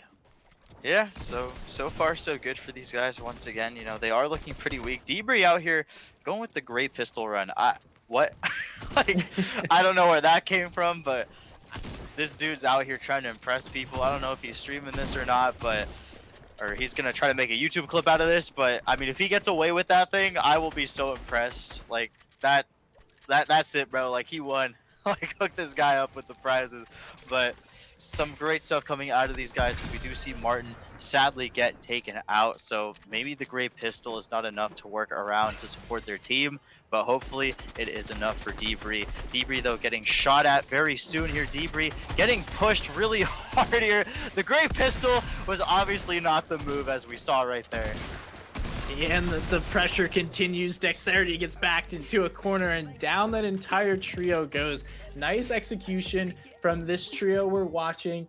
Now, all with multiple eliminations in this game. Debris got rebooted, and that likely cued this team to push over. We can see the reboot was used there. And when you're only left with a gray pistol, you don't really stand a chance against these three. Yeah, absolutely. I was hoping that he could get away with that, you know, getting rebooted and then, you know, making that comeback play, but obviously not the case. You know, definitely a great attempt, but sadly did not have the tools to engage any players. So that is why they got picked off. But Caleb, you know, with that grappling gun, trying to move in, find some players. They see Galaxy Vortex, so they're going to push onto them as they are going to get weakened by this storm, trying to play behind them. But Icy Fusion in that box right there, they definitely are getting found out pretty soon here, but El Mono is going down, so Caleb has to change their priorities. El Mono is out of the count as Caleb tried to come in and possibly get the revive, but obviously not going to be enough. They do get the card, so potentially in the future we might see them go back into the storm for that, but it doesn't seem to be likely. Yeah, it's not what you want to see. They got over aggressive trying to push Vortex and then wound up getting beamed or sniped. I couldn't exactly tell what it was. Now, they are continuing to play aggro. It doesn't seem to matter to these guys how many players are left, what their HP are. They just want to fight anyone and everyone in this game, assert their dominance, and grab more elimination points. As we see another one coming through. That was EXE picking that up. He is now on 4 elims, a total of 9 for the trio. Yeah, super good from them. Even though El Mono is down for the count, they did, put it in that work. They got about 3 eliminations. So I think that's definitely going to help the team out in the future. Maybe might not look too great in the bracket at the moment, but these guys already have several games off of their back, several elimination points to work off of, placement points as well. So these guys, despite losing Mono pretty early, still looking fantastic. 22 players left as we do look at 9 trios remaining, so we have to worry about those teams still staying in. Easlo getting shot at, Fortnite burned also getting shot at, and Sarah, his wife, trying to stay in as this trio is still alive and well, but they do have a lot to worry about. These 2 trios on this far south side are going to have a huge issue. Everyone is already in zone now looking to beam them. If they have no movement themselves, we do see the pad there. I'd be surprised. Yes, here's Caminus shooting that out. Icy Fusion is going to get stuck all by himself. He's on an island crossing against this water, and there's little to no shot. He makes it down. He goes to Caminus. Nice elim. That was just a matter of time. Someone was going to scoop that if it wasn't Caminus. Yeah, absolutely. Great for Caminus to, be the one to commit to that kill. So great stuff out of them. We are seeing Army also get knocked down. We're seeing Lamau too. This is so dangerous for these guys. Only about 10 players left. It seemed like just a few seconds ago there was 22, but now we are down to 10. Our top 10 players for game 3 are trying to remain with 8 trios left. Or, oh, I'm sorry, 18. My bad. I just got bad eyes. But 17 players still remaining. So, definitely not as close as 10, but still 17 players remaining. That is not that many to work around. So hopefully these players can get as many kills out as possible and keep themselves insured for those placement points. We still are in top 8, so definitely a great number of points to work around regardless, but you definitely want to minimize error, especially going into the end game, as we see Caminus trying to jump through in a bit of a shaky spot. But thankfully they do have those quick builds, have those quick edits, so they're not going to be taking any damage quite yet, but they are in the storm looking for a better opportunity. They got that shockwave grenade launcher, as they do find a team to get some high ground on top of, which could definitely work out in the future. And now we see all those trios built up on top. Caminus teammates are coming over to connect to him, using that shockwave launcher perfectly, grabbing zone and the high ground on the front side. His teammates are going to follow from behind, and down goes Hudson. Some big beams for Caminus. He's feeling it right now. That's another elim that'll come through for him, and these guys are about to own high ground with this shockwave launcher, which is super dangerous. They see Metros all by himself, continuing that pressure, not giving himself a chance to breathe. Then our game 1 and 2 winners, Caleb and EXE, are also being pressured. That's not going to stop. Devour and Emery don't want to give this game up. They want to own and walk away with this win. Yeah, so they are looking really great during the end game. 15 players left. Caminus doing some excellent things as they do get some shots onto Caleb. So Caleb definitely having to worry as the Egopotamus, a lot of players playing around that building. They're trying to get into that circle right now, looking for a better opportunity to find some space, but space is going to be hard to find as the circle, again, is still diminishing. EXE also losing a bit of health, as Caminus trying to find some shots, trying to find some players in the open to take advantage of, trying to stop them, trying to go for the volatile play, but it's looking to be a very difficult task. We see the stink bomb come out as well. Alfie still in this fight, so definitely a great rotation, definitely that ringer proving to be worthy, but Caminus definitely has some stuff to worry about here, as they're sitting at 2 eliminations. Emery and Devourer having to look for some players to pick off. Caleb and EXE just went down, so they can't win this game. We're going to see a new winner in game 3. Alfie staying alive, keeping everything the best he can, getting some minis off. His full trio is still up. That's a lot better than most. Now avoiding all this pressure. It's been going back and forth across water. Not very great zones to conserve materials because you cannot just walk across. If anything, you can swim under build, but that's not going to be super safe. We see an elim coming through for Alfie and another one coming through. Holy, nice plays and another one. Alfie is popping off right now. He's searching for anyone and everyone trying to grab these elims. Metro was the latest opponent to go down to Alfie here. Now these guys are stacked. He's hitting some big shots, 100 onto Zerk. P90 is trying to do his best to support his teammate against Alfie. Alfie is a beast, and everyone else is just left in his lobby. Wow, Alfie looking fantastic right now. Gun definitely seemed to be. It happened again. It happened again, but that's not going to matter because we have too much to worry about as we see Caminus come in with their trio. They are going to take out P90, the remaining players from that trio going down, and that is going to give Caminus, Devourer, and Emery that win. They looked spectacular that game, Gun. You know, I think just looking at them, they had so many eliminations. They had the prime movement. They had the speed. They had the endurance. They just had, ultimately, the epic gamer swag to give them that victory for game 3. So we have a special announcement, Gun. If you would like to announce that really quick, I think you'd be more than Yep. happy to do I so. got you, Connie. There All is right. going to be a headset code in chat. So look out for that. One of you guys is going to be able to grab that headset code. It should be coming here soon. Hearing Yeah. from the all So right. it's Just gonna happen, hang you tight, guys. guys. It's kind of like an Easter egg hunt, you guys. You have to wait for the right moment to strike. Once you see that Easter egg, aka that code, you're gonna have to take advantage of it, grab it, and make sure that it is yours. So another Razer headset code is going to be in the chat, so definitely stay on the lookout for that. But just talking about game 3, you know, the final game of the West Coast, I think that was some great stuff. You know, Alfie did not come out on top, but their trio looked fantastic. I think Alfie was definitely the right roster change for that trio to potentially move into the next set of games successfully. Oh yeah, Alfie popped off in that end game. 9 elims, just destroying anyone in his path, and that was beautiful to watch. You know, just huge charge shot after huge charge shot, getting him that refresh, the siphon for the materials, and the the HP. Right, it comes through. Hmm. Luckily for Caminist and Trio, he didn't have to run into a fully healed Alfie. Alfie goes down to some spray as he was trying to heal himself. But well done by Caminist, Emery, and I believe it's Devours, the third one Yep. on that trio. Great job by those guys to close out the win. They took height in those moving zones and were able to hold it throughout, finish the game. Well done. Yeah, absolutely. I think those players just looked, like I said, spectacular. But we are going to be right back, you guys. We're going to switch things over to the East Coast servers for you in just a moment here. So stay tuned. We're going to be giving away more headsets. Look out for that code in the chat, you guys, because you could win your very own Razer Black Shark V2 headset. We'll be right back with some more Fortnite action for you very soon.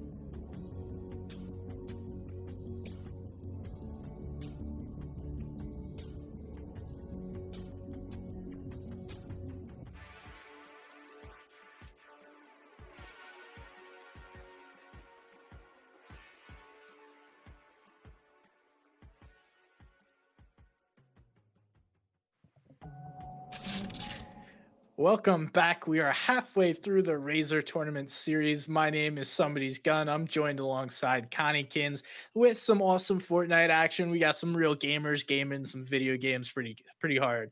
So, Connie, halfway through the tournament, what'd you like? What didn't you like? What do you expect moving forward? Well, I'm expecting a lot more aggression. We've seen a lot of players just absolutely dominate. I've got to say, the God Squad looking so good, ahead by 50 whole points at the moment with 140 points. That's just due to positioning, their placement throughout the bracket, so they're getting those placement points. And on top of that, they got a lot of kills, so they're looking so good at the moment.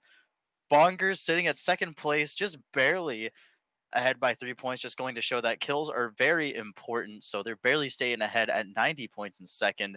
In third place, close behind, we have Earnings Check with 87. In fourth place, we have XO with 65. MLA, Grimdale, who we did see win yesterday, sitting in top eight, which is looking pretty good. So hopefully we can see them improve just a little bit more. But I don't know, man. It's going to be tough for them to do that, especially with God Squad looking so far ahead. And then finally, for the bottom two and top eight, we have Soft Aimers and Sea Animals. Yeah, God Squad seems to just be pulling away at this point. Is anyone going to be able to derail this train off the tracks? Are they going to run away with this tournament? We're going to be jumping right back into some action here. But guys, don't forget there are still some more headsets to be given away. Make sure you're using the giveaway command as well as the Razer command in chat to get one of these awesome Razer Black Shark V2 headsets. Here we go, back on the East Coast for some more action. Looks like, unfortunately, the third player didn't either make it into the game or they're just having some communication troubles getting everyone in. Yeah, unfortunate. Seems like one of their players did have to dip. I guess it was dinner time, family dinner. Always an important aspect of NA culture. But regardless of the fact, we do have Dex and Bradley, a trio made duo looking to accomplish whatever they can despite the numbers. They're not going to let what is on paper stop them because they have that power. We've seen them before look so dominant, and I think just having two of them, they've been in situations where things are a bit shaky to begin with, so I don't think they have too much to worry about. But we're now looking at EXE, El Mono, and Extra Caleb, and I think they're doing pretty good. They're having a bit of trouble. They're in a bit of a scrappy fight going against Simp right here. So hopefully Simp, definitely tough things out, but they are going to get closed in. Thank goodness that Caleb was right there. EXE going with that emote to kind of show off that they have their team. Caleb just taking a seat. Teamwork makes the dream work. EXE able to slow down that engagement just long enough so his teammate can come and assist him, make sure he does not go down. Great team play by these guys, and doing the same things we saw them do time and time again throughout this tournament. Now they have authority all to themselves, gonna loot up this place, get the vault, and hopefully not aggress too hard for the other teams in the lobby, but they'll give us some action throughout this game, continuing those emotes, making sure everyone knows what's good. Yeah, these guys are just looking to impress. I think it's always so funny to see some players with a bit more personality, a bit of kick to their play style. But speaking of players with a bit of kick to their play style, we're looking at Hot Pig's trio. We got Cheesy and Naslo on the backup. They see it's Big Scar taking a bit of damage potentially very soon, as we do see Hot Pig looking to aggress those guys, but there is somebody inside of that house that Hot Pig is looking to get. That's going to be Chronic. Chronic taking a bit of damage pretty soon here, it looks like. Yeah, trying to get all angles. He sees the window peek, shoots him in the foot, Oh! and gets another follow-up with the foot tag. Naslo was on the other side. That was going to end anyway. Cheesy putting some more shots onto the remainder of the trio. He's looking to end this fight. He knows this player's weak. Another tag comes through, and once again, another one. Now it's a 3v1 situation. These guys are likely just going to clean this up while looks like Big Scar is trying to get out of here. It's not going to be enough. That Scar is going to last for a long time. Yeah, Scar, so lucky to get out of there with their lives. They are behind the rocks, so they have to stay alive as they are mining their only defense at the moment, which might not be the best move. Oh, man. How many Scar points do you guys have? Is the question. How many Scar puns do we have? That is what the producers are asking us. Uh, I don't know. Do you have any? I I kind of don't got put on the know. spot. Yeah. Yeah, getting Oh, put on the jeez. spot here. I mean, I can force some, but I'm not going to here. I could. Unless he's on the hill, Scar may be dropping Simba off the side of the mountain if he goes high enough. Dang it! Now Just took Scar mine. is only trying to stay alive, and he's getting ripped more and more. Yeah, Scar, looking like Scar at the end of Lion King is sadly gonna be dropping down. Long live the king is not gonna be the phrase that Scar is gonna be chanting at the end of this victory. That's definitely gonna leave a scar or two since he did get a bit damaged. That's pretty much all I got. I don't know. He didn't have the weapon, so there's not much I can go off. But I don't know. I'm sorry to disappoint our producers. We did not have any jokes, so we will continue to bring things onto the serious side as we do have Hot Pig looking to get some materials. We see Cheesy nearby as well. And I don't know. I think they're looking pretty good. Hot Pig has some mats. They got some decent items for the time being. They're taking this chest. There's the Chug Splash. So they're looking really good as they advance toward the circle. Yeah, these guys are going to be able to fish a ton. There's so many fishing spots in this area, and we see them grabbing whatever floppers, slurp fish that they can find. You know, they call this the little flopper hole, and it's really a great spot for solos. The fish don't do as well, in my opinion, as a trio because you can't execute a flopper play without, mass amounts of floppers. In solos, it's a lot easier because all you have to do is get a few floppers for yourself and then you can camp storm. But the more players you add, obviously, the more floppers you have to throw in to this. Now, gonna Yes. hit Steamy Stacks and rotate on out of here. Yeah, it's a good point that you bring up. Honestly, there's a lot more players they have to worry about and make sure that they have health as well. So you can't get a bit too greedy as opposed to solos because it's literally just you. And not only that, but there's other players that you have to worry about that are going to be around you. So you don't really have as much time to, take those consumables as if, you were just in a 1v1 or potentially, 1v1v1, however many players are left in endgame. There's a lot more you got to worry about because a lot of those players are going to be coordinating. They're going to be trying to play off of each other for those points. It's a different format as well, so they have to take that into consideration as well. So, I guess interesting bit of perspectives to be acknowledged. Using these zip lines to rotate further on south. They see, looks like that was Vortex down below. He needs to be careful. He probably heard the zip line going on, but he's still just farming. He could get beamed right quick if they hit a shot. He does. Nice shot there by a Hot Pig on a falling player. Not going to drop down. Going to continue to use this zip line just to rotate on out. Take a few shots, may or may not get some more, but who knows? Big shots, nice shots coming through by Hot Pig. Hot Pig looking so good right now. Hot Pig is rocking out right now with the sniper. So he's doing a great job, just going for those snipes, getting those big shots, getting that big damage. He's looking for some more players. Doesn't really see anybody quite yet. In a bit of a desirable position. There's a chest right there. So hopefully he gets something good out of it. Some explosions outside. Not to worry though. I'm all good. But we do see that they are using the zip line to possibly advance. They're waiting around, kind of baiting back to go toward Cheesy. So there's definitely some items that Hot Pig is going to want to use. He's going to use that Slurp Fish, and sharing is caring. Like you said, you got to worry about your teammate in these situations because your teammates are going to be such an important factor to your success. It's a very interesting call there to use the Slurp Fish instead of just carrying it. The Slurp Fish, in my opinion, is the most versatile item in the game as far as heals go because it gives you 50 HP or shield and does so very quickly. You can use it for flopper plays, use it just to heal, and maybe just sit and storm for a little bit. Either way, they've made their decision. There was a med kit there that I would have liked to see them use instead. Now we're here with Dimer, Meltor, and Walrus just farming up this factory down outside of the dam. These guys are looking to max out their mats and then rotate on into the second zone. And look at where this zone's pulling. Is this a little familiar to you? Yeah, I think we've seen it a bit. A bit of a crazy circle spot. So we're gonna have an interesting end game going into this. So definitely going to be troublesome for some of these guys as they do have to play around these mountains coming up. But thankfully, for now, they are okay so long as they don't come across, anybody too crazy or have the worst of luck. But I think for now, they will be okay.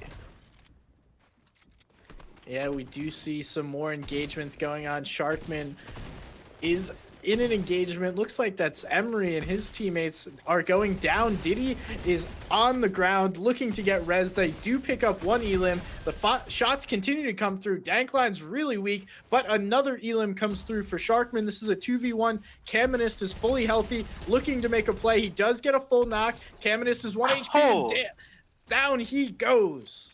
this is exactly what they needed. A gun. Dankline, Diddy, and Sharkman just needed that. Just barely. Dankline with just barely any health. Diddy is knocked down, but they were looking pretty good. We did see that they were sixth before they went into game number 4. So I mean, pretty good stuff coming out of them. They did an excellent job of, maintaining what they could, and hopefully they are going to advance through the bracket, potentially even make top 4 and get themselves a Black Shark V2 headset yet again, or they might even try to max out their potential to possibly even win some more cash prizes later on. But we're gonna have to see. They're gonna have to play really good. Again, there's a couple more games left, and we're still in the middle of game 4. So I think they definitely have an opportunity to keep moving up because they took out a really good trio that we just saw. But another trio that we are looking at is Lyrics with Egopotamus and Alfie. It looks like they've decided to stick with Alfie because Alfie is just doing some fantastic stuff. We saw him clutch it out with 9 kills in the previous game. So he is looking fantastic at the moment. We're getting the camera onto him, and look at that. He is just amazing. Already has a kill with 50 players left in the game, and I think he's going to get plenty more throughout this game. Oh yeah, if these guys can continue to survive, Alfie we know is a beast in endgame. He's gonna scoop up some more eliminations. They're doing a nice dead side rotate on the south side of the zone, using those mountains as natural cover and working their way through. Good intelligent play by these guys. They're not gonna run into players on this backside. Knock on wood. Hopefully I didn't just cast or curse them, because we've seen that happen multiple times here today. Be better than me, Gun. I want you to rise above and break the cycle. All right. So Alfie doing some great stuff. He is trying to play around the circle. So looking for some players and some sneaky spots. You never know. People could pop out of the storm and I guess scare you a little bit, catch you off guard. But Alfie playing this very cautiously, dropping some ammo for their teammates. So always nice to see that we do share around here. It's the esports arena. We're all friendly. We're all happy around here. But Alfie looking to stomp on people's parade potentially with this sniper rifle. We see this fight going on. They're looking for some shots. A quick little third party action, get involved. We see the continued engagement. These guys just want to stay backside of zone. They don't want to force these fights. As we tune in to Caleb and Mono, while EXE is resing Mono, Caleb is supporting this. They are already on 4 elims looking for some more. That's likely how Mono got into that situation. We know these guys are super aggressive. They don't care what the situation is. They're hopping in boxes. They're going for refreshes and elims. Yeah, they're doing a great job of it too. I think that was really smart of them to, kind of play around, look around themselves rather than huddling up. Because we've seen teams actually get taken out because they decide to huddle up too close to the teammate they're reviving. And because of that, they ultimately get eliminated entirely. So it was smart of Caleb to kind of walk around, check out the area, even get some edits in to look around. But we are seeing Loogie Griffin and the Loogie Bandit. So we're seeing Blixie too. So the whole Loogie squad out here doing some great stuff. Bandit trying to close in on that player, that being Bean Barrage, and Bean Barrage did pretty good. He advanced pretty far throughout some of these games, so Bean Barrage does have to worry about that, though we do see Ahaha staying up at the top, trying to get that high ground and looking to minimize any of that damage, trying to keep that space for himself, but having a bit of difficulty. We do see Blixie get taken out. Ahaha is going to go in to finish off for the kill, but hopefully Griffin can come in time. Sadly, that will not be the case, Gun. This battle just continues to rise up. They all need to be careful. His shot's coming in for Griffin. He should have tried to grab that wall. They need to be careful they don't get knocked out here because they are super high. Aha gets beamed by Griffin, and he's doing his best to stay alive, give himself and his team a chance to take on the remaining factors. And oh, more shots coming in by Whew. Griffin. He doesn't care how many players push him. He wants it all, and he's doing the best out there for his team. Blixie went down, but Griffin putting the team on his back. Shots coming through. Ahaha goes down as well with Bandit support. What a play by those two. Yeah, Griffin, really great stuff with their duo. Right now, they are sitting at 6 eliminations, 42 players left. So, I mean, they're doing pretty good. They seem to have a pretty stacked inventory. They have some great items, some jump pads to utilize. Since they're now in the storm, they're obviously going to have to take advantage of those. Better now than never, So they do have the crash pads that they are going to use first, since it does seem like a safer option. Though we are switching over to Bandit, who kind of missed their jump just a little bit, so they're going to have to opt to stay down, walk through the storm a bit more here. But I don't know, with them looking pretty weak, luckily Lugi does have, or Griffin has those floppers, and Bandit just found yet another flopper. I think that was thrown by their teammates so they could stay in. But Diddy is straight ahead. Diddy is a player you got to watch out for. There's Diddy's entire trio right there. So Dankline and Sharkman are close by. So Bandit has to make sure that they get out of this undetected. And Griffin looking a bit slow as well, but hopefully they can advance throughout. They have some mats that they can take advantage of. That's exactly what they're going to be doing at the moment. This is not a great situation for these guys. If they even make it out of Storm, they're both going to be shambles as far as white HP, because it is now 5 ticking. Bandit is not going to make it in, or he will, but right on top of another team, and Griffin's just trying to stay alive, navigate these builds, get back together. They do manage to do that, but Sharkman is right on his wall. He's looking to take him down, and down go Griffin and Bandit quickly after getting into stone. Wow, that was so unfortunate. Seeing Bandit and Griffin getting taken out like that is really sad to see. But look at the frags coming out of Sharkman, Dankline, and Diddy. These guys were Oh looking my. so great in day one, and they're looking to potentially perform even better during day two, Gun, because they have 13. Let me do that. 13 plus 5. That's 18 eliminations at the moment. These guys are going insane right now. 18 elims, so much of the lobby. They're not done yet either. There's still 37 players remaining, and I'm sure that means these guys continue to pick up elims. They seem to be playing super aggressive. Maybe they'll slow it down here for endgame, but it doesn't appear that way. They want to just continue to push forward. Gonna use the shockwave launcher for a rotate. We saw this with impulses back in the day. A solid way to use shockwaves to rotate, but not always the most consistent, as we just saw. Absolutely. They're just seriously crushing it right now. They have 13 eliminations on their back, not to mention that they are looking to go into this end game with a lot of success. They have a lot of the items necessary to utilize that are going to give them so much more of an edge against some of these players that are just barely making it through into the circle. We see them attacking Epic Walrus, who looks very low, so they could catch another player off guard. That's going to be Dimer. Dimer taking a bit of damage from the high ground. So Epic Walrus and Meltor, looking really weak here. Walrus has to get some heals fast. Otherwise, it could mean death. It could be very fatal. And fatal is what it's going to possibly be, as Epic Walrus is taking so much damage. Not getting hit by the beam quite yet, but finally Dankline is going to be landing that winning shot on to Epic Walrus. It's just Meltor left, as Meltor is left alone in the storm, potentially left for dead here if they do not find a really smart way to rotate. They are taking some more shots, so it looks like this is going to be the end for Meltor, and that's going to be the case.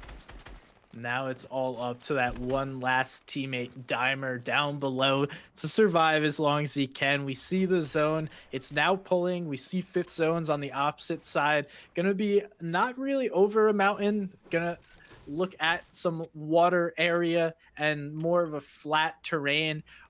But we know this is about to pull straight back up these mountains during these moving zones. We'll see how Dankline and his trio decide to rotate this. I wouldn't be surprised to see them pad, but you need to be careful. There's lots of players in high elevation that can beam you if you do decide to use the pad. And now they're just left foot, right foot in it. The old hard way to move and rotate before all this movement was in the map. Yeah, so they are doing pretty good, staying away from these potentially closer trios that are nearby. So they're playing very sneaky, though they are looking to possibly go down. That's what they're going to be doing again. It worked last time. They're going to try to do it again. Finding a bit of a better angle for them is going to be very key. Potentially catching some players that might be sneaking up or might not be aware that they're all inside of there, but they're just playing it safe. They got that shockwave grenade launcher. They're going to be launching their players out and about as they do go for even more frags. There's Sharkman nearby, so Sharkman has to be very careful, though they are aggressing onto more players. Their teammates are all together despite what looks like a very chaotic shockwave grenade launcher boost, but things are looking pretty good at the moment. The north side of the lobby is super stacked. There's going to be no one on that south side, and we see tags coming in on the EXE and Caleb. A great triple spray to get damage done. Elmano returning the favor, but not going to find any. EXE is continuing to get pressured by multiple teams. He gets his shield dropped. That's going to be a big key for a lot of players to now look into that area. We'll see where this decides to pull in a couple seconds here and how every player is going to navigate this. Motto not doing a great job. He seems to not have many builds as he's really not using them. He should be. It's late in the game, and exactly as I expected, Zone pulls right back up these mountains. This is going to be a really tough rotate for anyone down low, and we can already see teams moving upwards to try and grab that elevation as quickly as possible. Yeah, sadly, Dankline, and their trio did opt for that low ground, trying to be a bit aggressive, but I think overcommitting to the fight was not really the best option for them, as now they have to worry about rotating back up. And we do see Johnny Apollo with their team. They got Irby and Argon, so they got to watch out for those guys since they do have the high ground. Though Sharkman finding some ease, potentially looking for an aggressive play. Not anything crazy happening quite yet, as these players are just kind of giving chase to Sharkman. So Sharkman needs to escape. We see a player in the sky. That's going to be Dankline taking a lot of damage, so they have to be very cautious about how they go around this. We see El Mano taking a bit of damage as well. Diddy looking pretty good. We see Irby within this trio also looking fantastic. But Johnny Apollo, just building around here, getting out of the storm, doing some great stuff about just, setting the pace for a lot of these players. As these players do have to, play around Johnny Apollo because he does have that high ground. This is one giant build battle, and everyone's trying to get up to height. We see Sharkman, Dankline, and Diddy successfully take it. They will be in the best position because Zone's going to continue to pull up these mountains. If I know anything about Fortnite, it loves going up and down elevations. We see it actually, as I say that, looks like it's pulling back down. These guys are on high ground either way, and it's not going to really affect them. They can go back over old builds, but height is not as effective when it pulls back across all the old builds because it's all protected. You can't really find players. There'll be a few, but anyone underneath is going to be safe. And we see the shot coming in onto Haldy. He wishes he didn't use that crash pad. Oh, Halliday, no, so low right now. It is so dangerous. Dankline, Sharkman, and Diddy have got that high ground, so they are exactly where they need to be. They have the height. They're taking the shots. Sharkman, though, on kind of the low ground, trying to play against these players, so luckily they have their teammates to scope out, but Sharkman looking very successful as we do see some players get damaged. Sharkman not getting attacked quite yet, though they do find some players. That's going to be the TSM Conda fanboy himself underneath there, taking some damage as well. Though they are playing a bit evasive, trying to run around those guys. But again, Dankline, they just have the mats for it. They have the ammo, and they have so much space to work around as they do have this prime positioning that they are going to take so much advantage of. They have so much to work off of at the moment as Caleb is on the low ground. This is looking really tough. Yeah, the entire lobby has to drop here as we're losing elevation. We see Caleb make that decision to drop down even further. Dankline and his trio definitely assisted in that decision-making process with the gunfire coming from up above. These guys are looking to close out this game with continued fire and pressure from above. They're raining fire, and chaos is happening with all of the action in the mid game, or in the mid ground and the low ground, even using those crash pads to make it more difficult. We see Caleb and his entire trio are alive. They are waiting for their moment to make a play on the high ground and win this game. Or are they just going to last long enough? A player jumps on Caleb. Kanata's fan is not as good as Kanata, and he goes back to the lobby. Caleb is hurting right now and needs to take some minis. More shots are coming in. He's not in a good spot. Yeah, so dangerous for these guys as they have to worry about health. I saw a lot of them get damaged pretty quickly, but thankfully they do have the shields to take advantage of, though they're not going to prove to be too effective in the storm. Thankfully, Caleb has that grappling gun, so they do have some space to work around, though there are players nearby that they have to watch out for. They have to be very careful, very attentive. There's a lot to manage at the moment, a lot to be thinking about right now, Gun. With 6 players left, that's leaving 3 teams left in the fight. So dangerous as players keep dropping. Players are getting eliminated. This is where they want to maintain. This is where they want to perform. Is now that El Mono is out of the fight, they have to worry about just themselves. It's just the 2 of them, and we are seeing another player get taken out. So looking really good from Diddy as their whole trio is remaining. It is a 3v2 as they are going to aggress onto that team and do some fantastic stuff, taking out the remaining 2 players. What a great end game right there. What a fantastic play from Diddy and their trio. Yeah, it's unfortunate. No one likes to go up and down over those mountains, but Dankline, Sharkman, and Diddy were able to navigate it perfectly, push them through this lobby and take over. We see it shift over to East, and these guys have shifted over to taking control of these games. Yeah, seriously. So now that the East Coast servers are on here, a lot of people, don't have really too much to worry about since, they're going to have a bit of a ping advantage, but some of those West Coast players, might be a bit shaky. But we have seen in the past that regardless of the region, we've seen players, just say that excuses are going to be excuses and that they can tough things out throughout the bracket. But I don't know. What a great game 4. We're going to be going into game 5. So don't forget that we are going to be doing the Razer Black Shark V2 replay right now. You guys are going to love this replay. Let's check it out. So here it is. Yes, there it comes. The shark had to go to the bathroom. He had some Chipotle for lunch. That burrito was a little too spicy for his liking, and he just went in for it. That was some great stuff. Watching the shark go into the porta potty, and look at that. He's gone. The shark is just gone. Oh, there he is. He's taking a bit of damage, but we saw that shark kind of get left behind by debris throughout the game. But that was the Razer Black Shark V2 replay. We hope you enjoyed it as much as Gun and I did. That was great. Yeah, I remember casting that one live. That was a funny moment we had going on here. And just so you guys know, make sure you're using the commands exclamation point giveaway exclamation point Razor to get involved in this action. We're going to throw it to a quick break and be right back with you guys.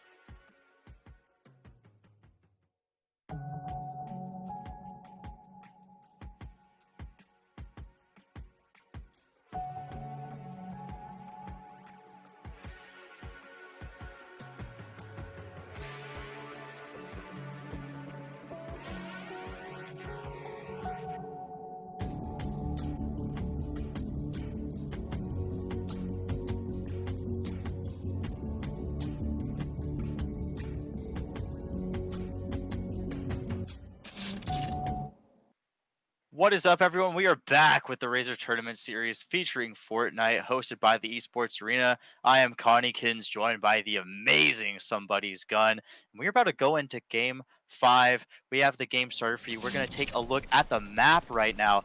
Somebody's Gun, I'd like you to point out to me, what do you think are some of the prime drop spots, the POIs that people are going to need to take advantage of here? The big ones are obviously Caddy and Authority, but then there's some other options such as Misty or Frenzy Farms that give you the ability to collect those noms, so that the consumable vegetables and different items that give you a little edge. There's peppers that give you speed boosts. There's also a different kind of chest, like the henchman chests that are available Mhm. throughout the map, which give you higher chances to grab those crash pads, increase your ability and your movement items. So those would be my go-tos if I'm not going to one of the mythic spots. Yeah, that makes sense. I mean, having those speed buffs are really great. I know some of those henchman chests, have a bit of better loot, or some of they have a bit more of the rarer forms of ammo.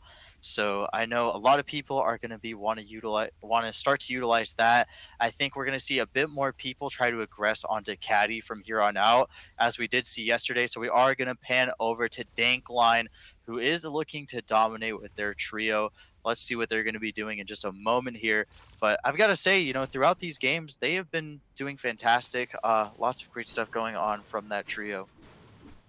Oh yeah, and we'll continue to see this action happening. But just wanted to give a shout out to Papa Layla. Leia YouTube or YT was able to win the giveaway for our second one, the Razer Black Shark V2 headset. So congratulations to them for winning the second giveaway. And don't worry, there's more coming, guys. Make sure you're participating in the chat to get one of these awesome headsets that we're both rocking right now. Oh, absolutely, man. This thing is so comfortable. It sounds great. It looks great. Like, this is the essential esports headset. So we're looking at Dankline at the moment. We're actually switching back to the map. No, there we go. So Dankline is in the fight. He has that speed boost or speed buff, like you said. He's got a bit of a boost right there. Doing some great stuff, going for those henchman chests, and he is getting so much loot with his teammate. Already having 2 golden items. He's got that shockwave grenade launcher, so his team is looking set at the moment. As of now, they don't have any eliminations. Only about 2 people have been eliminated so far. So this area looks relatively uncontested from what we've seen so far. Though we do see Bradley and Debris straight ahead. Dex on the hill, on that mountain over there to the left. So they have to watch out. And I think there are some AI trying to cause a bit of a bothersome ruckus for them. But they're able to manage. And the big piece is these guys are able to grab the loot once again. This was a key to their success in the past game. And if they're able to translate this over to this game, it's going to be huge. Now, Dankline's looking to get an angle here onto Dex. We see Diddy getting hit pretty hard, loses a shield, but gonna be able to heal up. Now, big shots coming through on Dankline. He knocks Dex, and there's another elim for this trio. He's going to be jumping right onto the remaining members of this trio to get more shots. He sees Bradley in his sights, and that's his next target. Yeah, Bradley is, the one that is going to fall down next. It totally seems Bradley finally getting taken out by Dankline, and Dankline's trio looking so good. I can't stop repeating myself because they just look fantastic. These guys have been dominating. These guys have been crushing it, killing it, playing with so much aggression, so much precision. Just they look so on top of it. They already have 3 eliminations, 2 for Dankline, 1 for Diddy. These guys just keep on toughing it out. Seriously, they have been looking so crazy. I'm just curious, what do you think it is about their play style, or the way that they possibly communicate, that you think is giving them that much more of an advantage over these other players? It's got to be the teamwork. There's so many trios that are not as communicative and synced to be able to perform those strategies. We saw Dankline go out, grab another angle, and his teammates did get tagged up a little bit, but they didn't let that affect them. They worked on a strategy together to take one teammate out at a time, while the other trio was simply out alone taking separate 1v1s. And that's just such a great way to win fights consistently.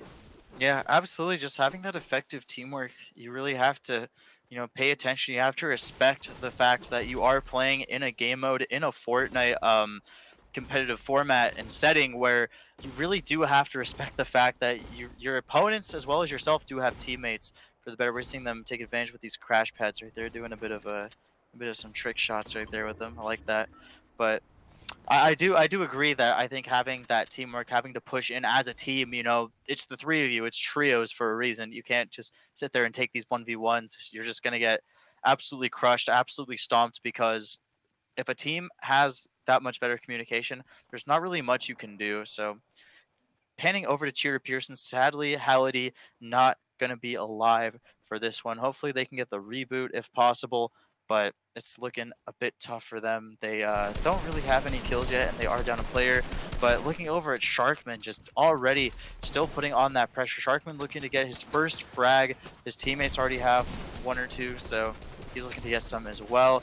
Pushing in with Diddy here. Again, we're seeing that effective teammate come into play. Devour is going to be taking out Dankline, so they have to act fast if they want to get the revive on him. Again, they are playing so close together, which is such a dangerous move. Sharkman has those edits up to potentially save their team, but again, we've seen it be a really tough situation where those teams get a little too close to each other. They kind of start cuddling a bit, and it gets dangerous, but thankfully they use that shockwave grenade launcher to get out of that fight, and it's looking a lot better for them. I didn't expect them to be able to get that res off. Devour and his trio were not able to close that fight out quick enough. We do see some tags coming in, and once again, Dankline goes right back down. Now, likely, Caminist and crew will follow with the launch pad. One of the players goes down. That's not a huge piece. Dankline is still trying to get res. Devour just trying to stay alive in this moment. He's trading tags with Diddy in the box. Down goes Diddy, and now it's a 1v3 situation. Sharkman's doing his best, but that's not going to be enough. He's down to only 30 HP. The Elim comes through, and now here's the chase, trying to find Sharkman. Can he do it? He is on 30 HP. Oh, and he goes down. Wow, what such great effort. Sadly, Dankline did get taken down. They did have to play a little bit too close to their teammate to make sure that they were okay. And we see Emery, he is proud of that. He is just default dancing for the stream. Definitely some great stuff to see. So he's definitely proud of that. We are seeing the TSM Kanata fanboy once more playing with Sleep Lovered and Darth Peen. So I think that was a new teammate that they got just last round, if I'm correct about that. But they are doing pretty good. Again, they don't really have any kills quite yet either. A lot of teams now don't because there are a bit less players. Toward the end game, it just kind of happens. That's just how competitive Fortnite is. Some players get demotivated, but the ones that do tough it out, we are really proud to see them showing up and making sure that they're doing their best. And we're looking back at Cheater Pearson, who appears to be in a bit of a scrap. We do see Naslo behind them, so they have to worry about that. Last time we checked, 97th place, and I believe it was Pearson were all by themselves. I believe Halliday was knocked, right. And they're in another engagement again, so they must have just hit the reboot and alerted that other team. We now see the consequences of their actions, that other team's aggressing onto them, looking for the free, or what they think is a free Elim, knowing that one player just got knocked. That's Hot Pig and his squad looking to make plays onto this trio. They have the high ground. They're going to work from the top down, putting pressure onto this team down below.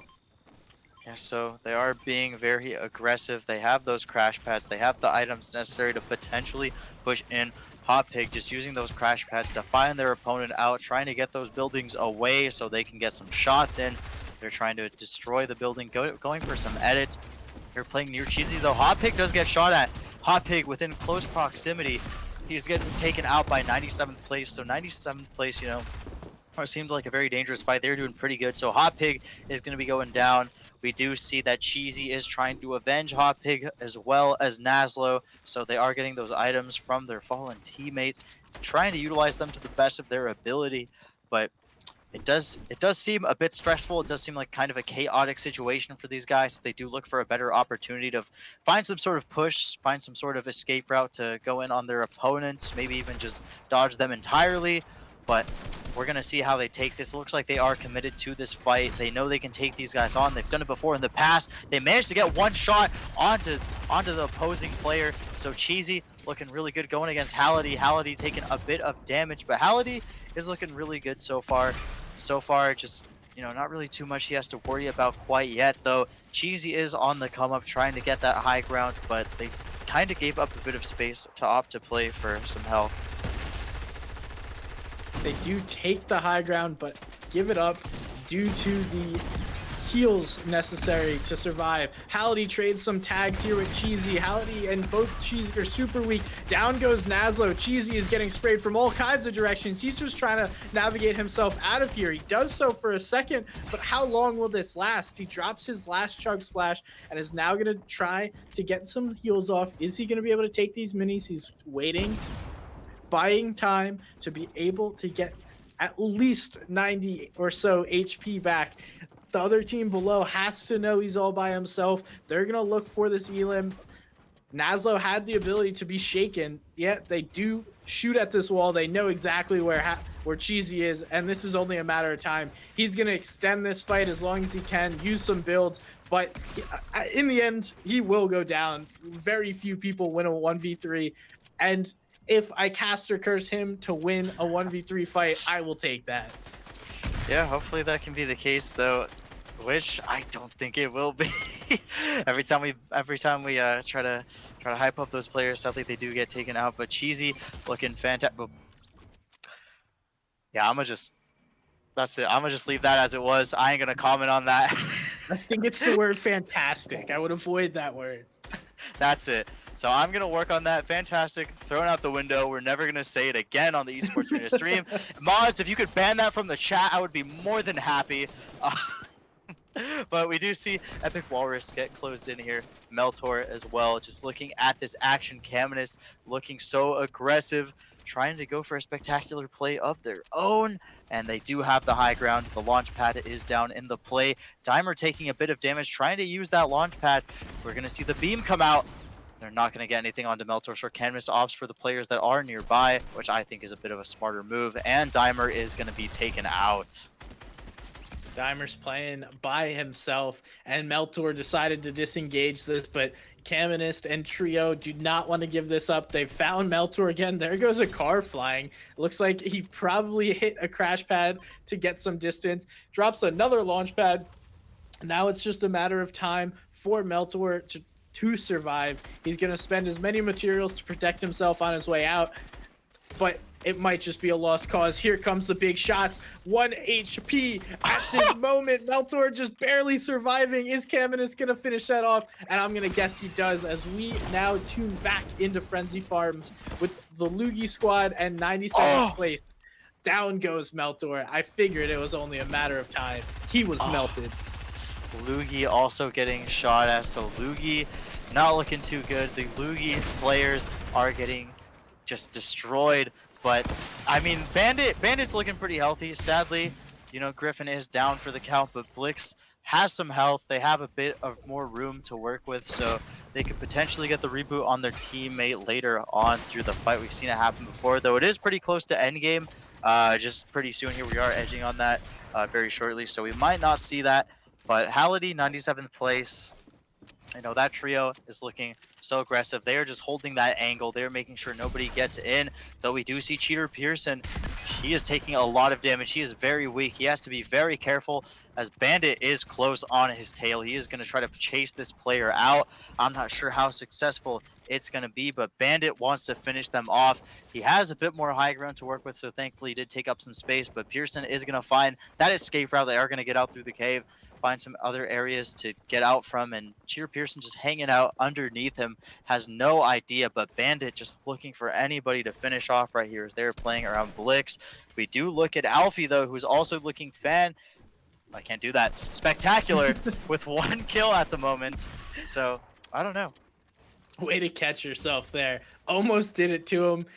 They are now down a teammate. Actually, no, it looks like Lyrics was able to get rezzed while Alfie goes for the push, does get full control over the ceiling, and now Nyx is at about 10 or so HP. They're trying to find and eliminate this player as quickly as possible. Nyx and Hubbles backing off. Down goes Nyx. Hubbles is the last hope for this trio as everyone jumps in his box, and Lyrics finishes this off quickly. And now they're back in the lobby. It's time for Lyrics and squad to move on. 32 players remaining as third zone closes. So with the third zone closing, these players, they're in a pretty desirable spot. They have lots of great items to take advantage of. They have a lot of great loot. They have hella jump pads, so they're definitely gonna take a note of those. But Pearson also has some jump pads of their own. They got the crash pads. They have some decent items. I think they would probably like to have a bit more shield, a bit more health items. But they do have those two mini shields to take advantage of to work with in the future. Darth Peen and Sleep Lover are ahead. We see Metro to the left, so there are players coming up as they do close in on the circle. So they have to watch out for that very soon, as they are kind of playing in a pretty rough spot. They have the hills to work around, as they do have to box themselves up. I think there were some shots being taken at them, so they're going to opt to play this a bit more safe, get themselves healthy before they want to make the push that could definitely cost them their lives. And it looks like the Lugi guys are still wanting this action. The fight has never stopped. They were able to get the res at the reboot van there at Frenzy. Now the fight continues. These guys took a break real quick. Halliday takes some big damage. He's down to about 50 HP. His teammates are supporting him, and down he goes. Now Lugi Bandit is the one in trouble as he goes down, trading tags. Another player is jumping in. That's Griffin. He's just doing his best to stay alive as 97th place and Pearson are finishing up this fight. Bandit is fully eliminated, but Griffin is still lingering on the edge of this. He's right on the outside of this ramp. Now gonna look to make a sneaky, cheeky play here. Yeah, Griffin is nearby. He's hiding. He sees the opposing player. He sees Pearson. Pearson is waiting for the perfect moment to get that edit in. He sees that the player has left, so he's going to find an opportunity to get that edit. He has the rocket launcher at the moment. There's some big shields as well, so maybe they could take that. Yep, that's exactly what they're going to do, since, they do have the player advantage. It's a bit of a 2v1 that's going on right here, and they have the rocket launcher, so that's going to be such a great tool. Only one rocket to go with, but that I hope will be enough for Pearson to possibly get this last kill onto Griffin, though Griffin is just kind of running around. He's playing hard to get at the moment, so I want to see how he handles the situation going into this 2v1, or he might not even do so, but I think he is committed, as he does look for some opportunities to edit and keep himself safe. These guys need to get going because this rotate's going to be very difficult regardless of when they decide to move. The later they rotate, the harder it's going to be, and they need to get themselves into this fourth zone. We see them, looks like they launch padded to get in zone here and appear to do so successfully. All three of them, the duo and the singular player. Oh, and we do see Griffin go down to Pearson, finally able to pick up that elimination. And look who it is up on that high ground position. It's Caleb, Mono, and EXE. Wow, I didn't expect any different. I'm going to be honest, Gun. These guys have such a stacked inventory. Look at them. They got the Scar, they got the Floppers, the big shield, they got jump pads. They have items galore that they can take advantage of. We also see that they have attack shotgun, that grappling gun. So a lot of different items for a lot of different situations that we definitely see them happy to have. We see them going for some emotes. They know that they're probably on camera and they're proud of it, so they're getting some sprays down as well. You'll love to see it. It's not Fortnite without showing off those emotes, all those sprays and all that. So good to see that. But Galaxy Vortex is getting shot at. They are taking some serious damage into the storm at the moment. They have to be very careful. They find some loot to take advantage of, but they are sadly going to be dying to the storm a bit too little, too late right there. And we see Metro was the one to pick up that elim. He's looking for Pearson in 97th place over there. They're going to rotate over and grab this drop. The zone is going to go slightly over this other hill. The high position that Caleb and his trio have is not going to be perfect, but with the grappler and all the movement items available to them, they can easily rotate into zone late, as Metro is getting RPG'd here by Pearson in 97th place, trying to avoid that damage. Does so successfully. A tag comes in for Metro. Not exactly what you're looking for, but still alive nonetheless. They're in zone. I would build. I don't know why he's not building. We have 122 builds. Secure your spot in zone, man. Yeah, so they have to be very cautious. We saw them playing on the hill for quite a while, so they have no choice but to possibly move up in the near future. With only 25 players left, once the circle starts closing in, there are going to be so many more players within close proximity. And from the looks of it, these guys don't have that many kills yet. You know, thankfully they have some health items to work off of. But just looking over at Lamau, you know, definitely seems to have a bit more. I guess a bit more useful inventory. They got the crash pads, they got the shields, some great items to work off of as well. So with them in the circle, they don't have too much to worry about. I don't know. I think this team can do some great stuff, but I just think I don't know. I'm not sure. I'd like to see a little bit more pressure from them going into the end game, but yeah, I don't know. I just want to see some more kills happen. I'm hoping we can see some action gun, but I know that's definitely going to be the case soon as the circle is starting to close in very soon here in about 25 seconds. We saw Kinzo, Bean Barrage, and Ahaha all go down in the feed as the action was going on. That's another trio down. We're only with 8 trios remaining, 20 players left in this lobby. It's going to pull back towards this mountain. They're going to have to go up and over it. So the positioning of the extra EXE and Almano guys is going to play into their favor. They're in a wonderful position. And while they wait here, they're gonna beam and tag everyone trying to rotate. So we see the patters coming in. Caleb not actually hitting the shots as I Whew. expected. The grappler isn't gonna be a problem though. He can easily take high ground without any worry. It doesn't matter unless there's a team with that shockwave launcher. Now everyone making their way up and over this mountain using their launch pads, their crash pads, navigating through all these old builds. Caleb putting pressure down. We see it has moved up quickly, but we're going to go back down. Not a huge change in elevation, but definitely a slight decline. Now someone gets knocked out. That's EXE. He's down to only a few HP. He still has max shield, but because he was up way too high without being reinforced, he ran into some fall damage, does get some HP back, and here come the RPGs from Mono. Yeah, so Mono, so lucky they have that rocket launcher. The RPG shots are going to come out. As some buildings are being destroyed, they have to be careful not to take that fall damage, not to, you know, inflict some self-damage, you know, whatever it may be. They want to make sure that the damage they are taking is a damage that they absolutely have to take, you know, no matter what. Thankfully, they do have those shields. They have the chug splashes to work off of, so they're going to be okay, you know, if they take a bit here and there. But still, you know, you want to keep that advantage. That's what's giving them that advantage, that they have a lot to work off of at the moment. Their players are playing together, which I really like. They're playing very cautiously, they're attentive, and that teamwork is definitely going to pay off in the near future. As we see Caleb go for some shots onto P90. P90 looking very weak at the moment. We see Camnist also getting shot at, but they are not going to lose any health at the moment. EXE looking kind of weak at the moment. Mono could possibly use some shields in the near future, but there's no time for that as consumables are just going to do nothing but waste time. They're looking over at Alfie. Alfie has 2 eliminations. Their team has 6 elims total. Alfie's in the storm and is looking in a very dangerous spot. They want to try to get their teammate back up, though it doesn't seem to be possible since Egopotamus is down for the count. We see Ka go down. Alakazam is getting taken out by EXE. Camnus, the only one left in their trio, has a lot to possibly strive for. All eyes are on him, especially when it comes to their teammates, so they have to make sure that they're okay trying to get into the storm. They do have that shockwave grenade launcher, so they're going to take advantage of that. They're going to be using that item to make sure that they can boost themselves to high ground whenever possible. Such a great movement tool that I hope that Caminist can work off of well.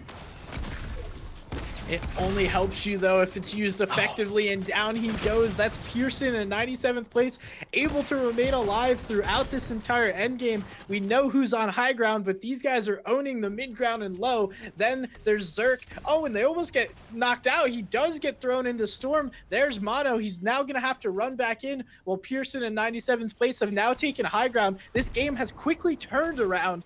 And now we see Metro and Lyrics in the mid ground. Down goes Lyrics to Caleb. It's Mono, EXE, and Caleb versus Pearson in 97th place up above. Metro is hanging in there too. 97th place gets dropped. Down goes Metro. Now it's a 1v3 and absolute domination by Mono, Caleb, and EXE in this end game. Wow, you said it there, just the domination from Caleb. I think this is their 3rd game win, like total just today.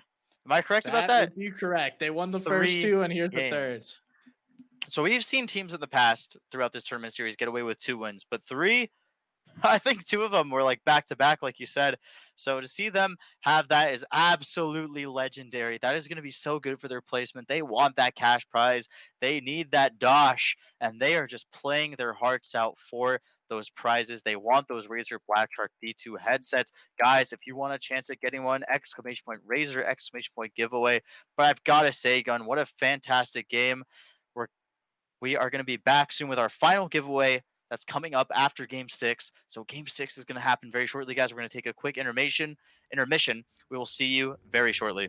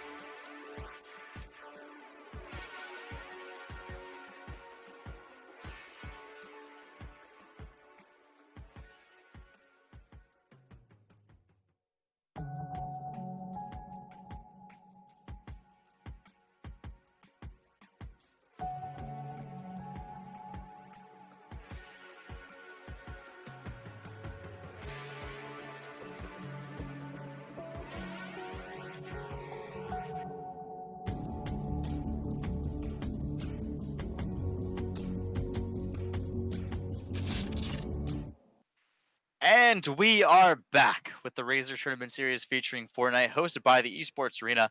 I'm Connikins, joined by Somebody's Gun, and we are here for Game 6 of 6, the final game for tonight to finish off the Razer Tournament Series featuring Fortnite. So much to be going on, so much excitement, so much hype, so many nerves from these players. Players excited, kind of trembling a bit before they go into this last game. There's a lot on the line, cash prizes and some headsets. And I think Somebody's Gun, I think you had something to tell us about these headsets as well as Razer themselves. I did. So this will be your last chance. Make sure you guys are using the exclamation point Razer exclamation point giveaway in chat to walk away with a headset. This is your last option or possibility to win these. But before we jump into some final game action, we just want to say thank you to Razer for allowing us and Esports Arena to put on this tournament for all you players. So be grateful for sponsors like this. Razer did an awesome job, gave away tons of headsets, some cash prizes, and Esports Arena doing the work in the background. So thank you to the sponsor, Razer. They did a great job here, Connie. Absolutely. You said it best, going into this game. I'm so happy that we're even here casting this event because Razer has done an amazing job of working with the esports arena to put together, I think, the coolest Fortnite event around. I know I might be a little bit biased, but I know I'm speaking the truth. I'm spitting facts out here, Gun, and I think you can agree with that. So we are in game 6 of 6, you guys. This is going to be so exciting. We are going to be looking at our first group of players. We're going to be looking at El Mano. I believe these guys are currently in the lead, winning 3 games. So that's half of the games they've already won. If they take a 4th one, I'm going to lose it. I'm going to go nuts. They are the team to beat. This is their crown, and everyone else is playing for second place at this point. But second place is still a good prize to play for. We see Kitzinio, or Kitzo, I don't know why I keep calling him Kitzinio, gets stuck out, does get knocked here by El Mano as he places the launch pad. Not what he was hoping for. And, a little bit of Selly on him. Got to give him that emote. Let him know, hey, don't land at authority. This is our drop spot. Caleb cleaning up the action up above, and Ahaha is laughing his way back to the lobby. Wow, that for them to get those players this early on is absolutely incredible. So they're sitting at an entire trio that they have taken out. And not only that, but that's Ahaha's trio. We've seen them do so many crazy plays, especially yesterday. So wow, watching them take them out has me impressed. Looking forward to the rest of this game. And now it's just cleanup time for Caleb and the trio. I expected them to do well. They've cleaned up and won authority, I believe, every game. So with that loot, the vault, they have the grappler, and they know what to do with it. There's a few teams that maybe wouldn't be as effective with this loot. These guys have time and time again shown us what to do, and that's a great time to throw out. If you guys want to watch this VOD and see how they're so effective with the loot, go ahead, use the exclamation point YouTube command in chat. Esports Arena throws up all the VODs, all the highlights on their YouTube channel. So if you want to see yourself or check out some of the other action that goes on today or in any of their other events, make sure to follow and subscribe to Esports Arena on YouTube. Yeah, absolutely. I mean, they broadcast some of the coolest esports titles and events, out there in the esports world. Anything from, FGC titles like Super Smash Brothers, Street Fighter, Tekken. I've seen them do that in the past. Shout outs to Wednesday Night Fights. Love those guys. But also, if you're into other FPS games like Apex, I know they have Apex on there. I think they have Warzone, Valorant. If you want to see some more, I guess, retro FPS stuff, they have some Team Fortress 2, which I love to see. I miss Rewind, but some great stuff from them. So definitely check out the YouTube. But I mean, looking into Game 6, I think that Caleb, Mono, and EXE, they are doing exactly what they need to do. They have, totally excelled with that effective teamwork. The teamwork, the power play from these guys have absolutely been unmatched so far throughout this event. We've seen them take out some stellar teams, and they're looking to take out even more. But speaking of some stellar teams, we're looking at Emery's trio. They're trying to play around Caddy, trying to snipe some players, possibly snag that shockwave grenade launcher from an easy snipe. So hopefully they're able to do it. Hats off to them if that is the case, but it's easier said than done, I think. Yeah, nice patient play to wait for their opportunity. You don't want to force this. It's not always the first shot that matters. And uh-oh. Uh-oh, El Devourer is hitting the snipes. That's exactly what I'm Yo. talking about. It's not the first shot that's important. It's the best shot that you're able to find. The more patient you are, the better off you're going to be. You just need to get one snipe, and that changes an entire fight. These guys are now going super aggro, and the opponents are padding out of here, just biding times, trying to stay alive in this last match. Yeah, absolutely. Watching these guys, crush it, just some great stuff. I think Devour, that snipe, exactly what we wanted to see. Uh-oh. It's time, Gun. We see the shark. There it is. That better get on the replay for Game 6. I need to see that Black Shark replay. Just some great moments. Though, we do see a bit of a scrap here, so we're going to have to wait for that Black Shark replay. We do see Devour trying to go for yet another snipe. Sadly, they are not going to be hitting that one, though. Trying to go for Mushy. Mushy looking pretty weak. Mushy's just getting crushed right now. Oh, man, this is so dangerous right now, Gun. For these guys to try to push out. Mushy is so low. He's all by himself. His teammate took that boat and said, I'm out of here, bro. Good luck. I want no part of this. I will keep the trio alive if you go down. Mushy's using that shockwave launcher to try and stay alive. And Emery does not have an AR, which is really good news for Mushy, as Mushy's taking some minis. Taking Oh, that it fall looks like damage as it's well. something else. Maybe some kind of noms to try and get some HP back, but this fight is not over. They're going to continue to chase. They know that the shockwave launcher is there and they want the loot. The aggressiveness will not stop unless they lose him. Absolutely. With about a quarter of the players out right now, they have no choice but to push in. They have to get that item sooner. It could be so detrimental to their playstyle. Sadly, that boat Tate, not going as planned. They're a bit stuck. I don't think I've seen that. That's pretty funny. But they do have to make sure that they get that grenade launcher, because things could get so shaky, so dangerous for them if they don't do so. And already they see those crash pads, so they know their opponent is nearby. They got to utilize those. They have the boost. Hopefully they can get it mid-air for some additional air time. But again, they are on the downs. They're on a bit of a slope, so they can definitely get away with some of that. I don't think they see that last player. They see Mushy is straight ahead, so I don't know. Looking really tough to catch this guy. I think they made a really fast escape. I don't know what it was they did, but they are just gone. This is something straight out of a James Bond movie. We're seeing a boat speed chase, or a boat chase going on within the game itself. These guys are on their own boat. It does look like the villains are going to be able to escape this time, but Emery and squad are just waiting. They know that the opposing team has to rotate into zone at some point. They'll remember the skins and then be aggressive once they are able to find them. Unfortunately, this high-speed boat chase doesn't turn out in an epic battle like we would want to see. Yeah, starting to Nonetheless, look more it like the comes Jungle eventually. Cruise. Starting to look more like the Jungle Cruise rather than a high-speed boat chase. But we'll take what we can get, won't we, Gun? Yes, we Yo, will. look at that. Nice shot right there from EXE. We're seeing Mono go for that shot right there, getting some additional ammo, getting some of those mats.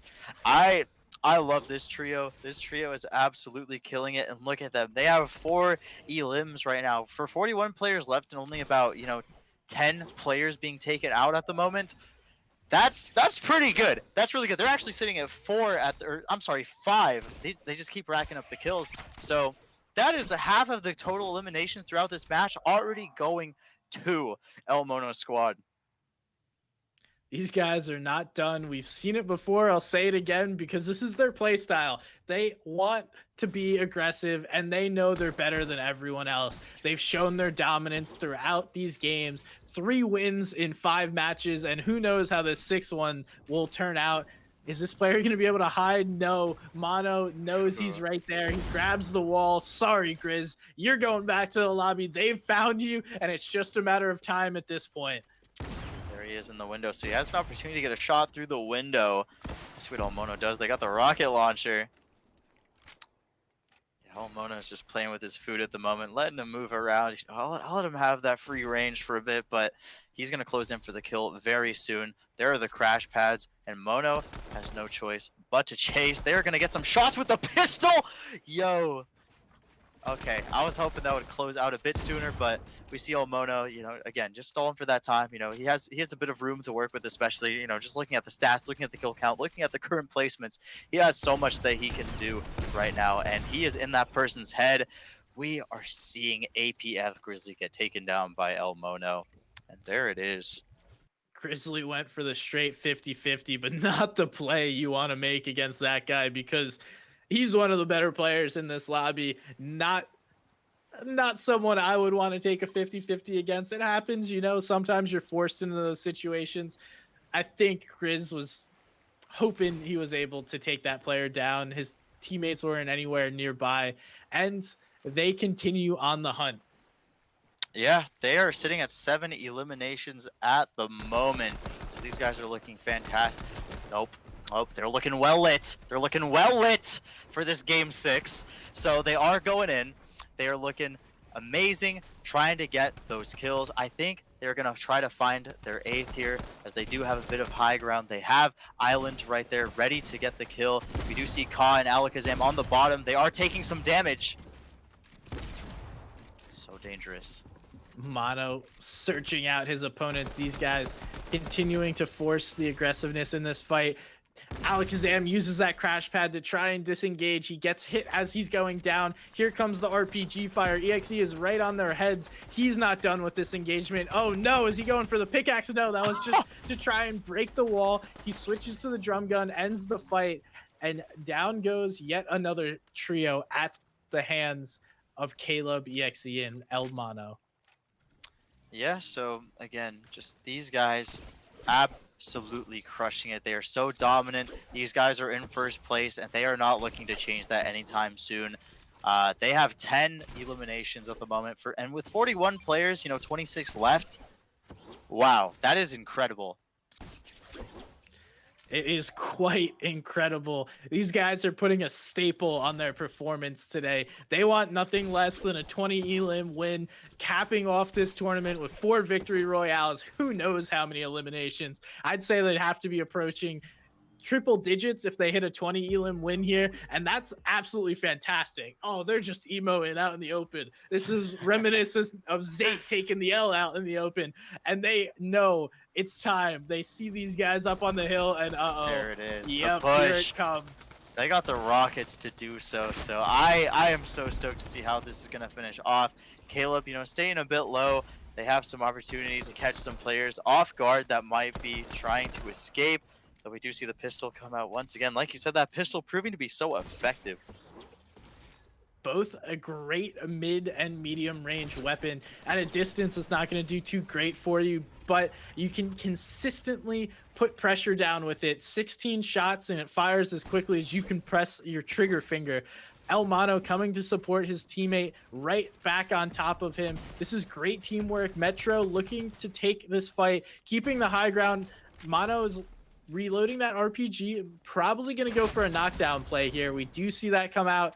Metro is going to get knocked, not taking much fall damage, but now Mono is on the high ground advantage, using the RPG to jump in the box. Metro barely escapes here.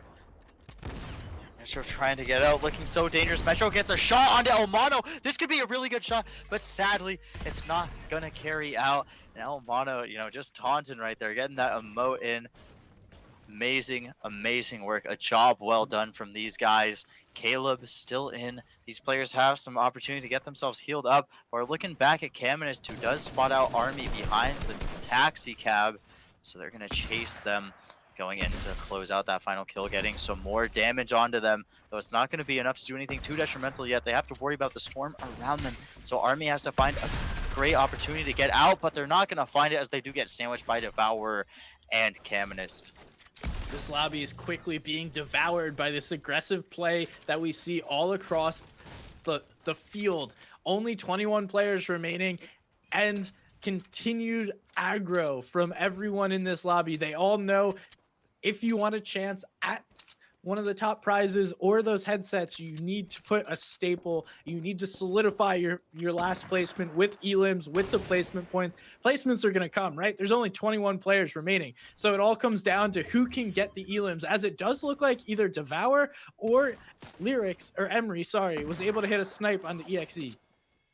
Yeah, so definitely a great shot to be had. That is one player you definitely want to get rid of and quickly.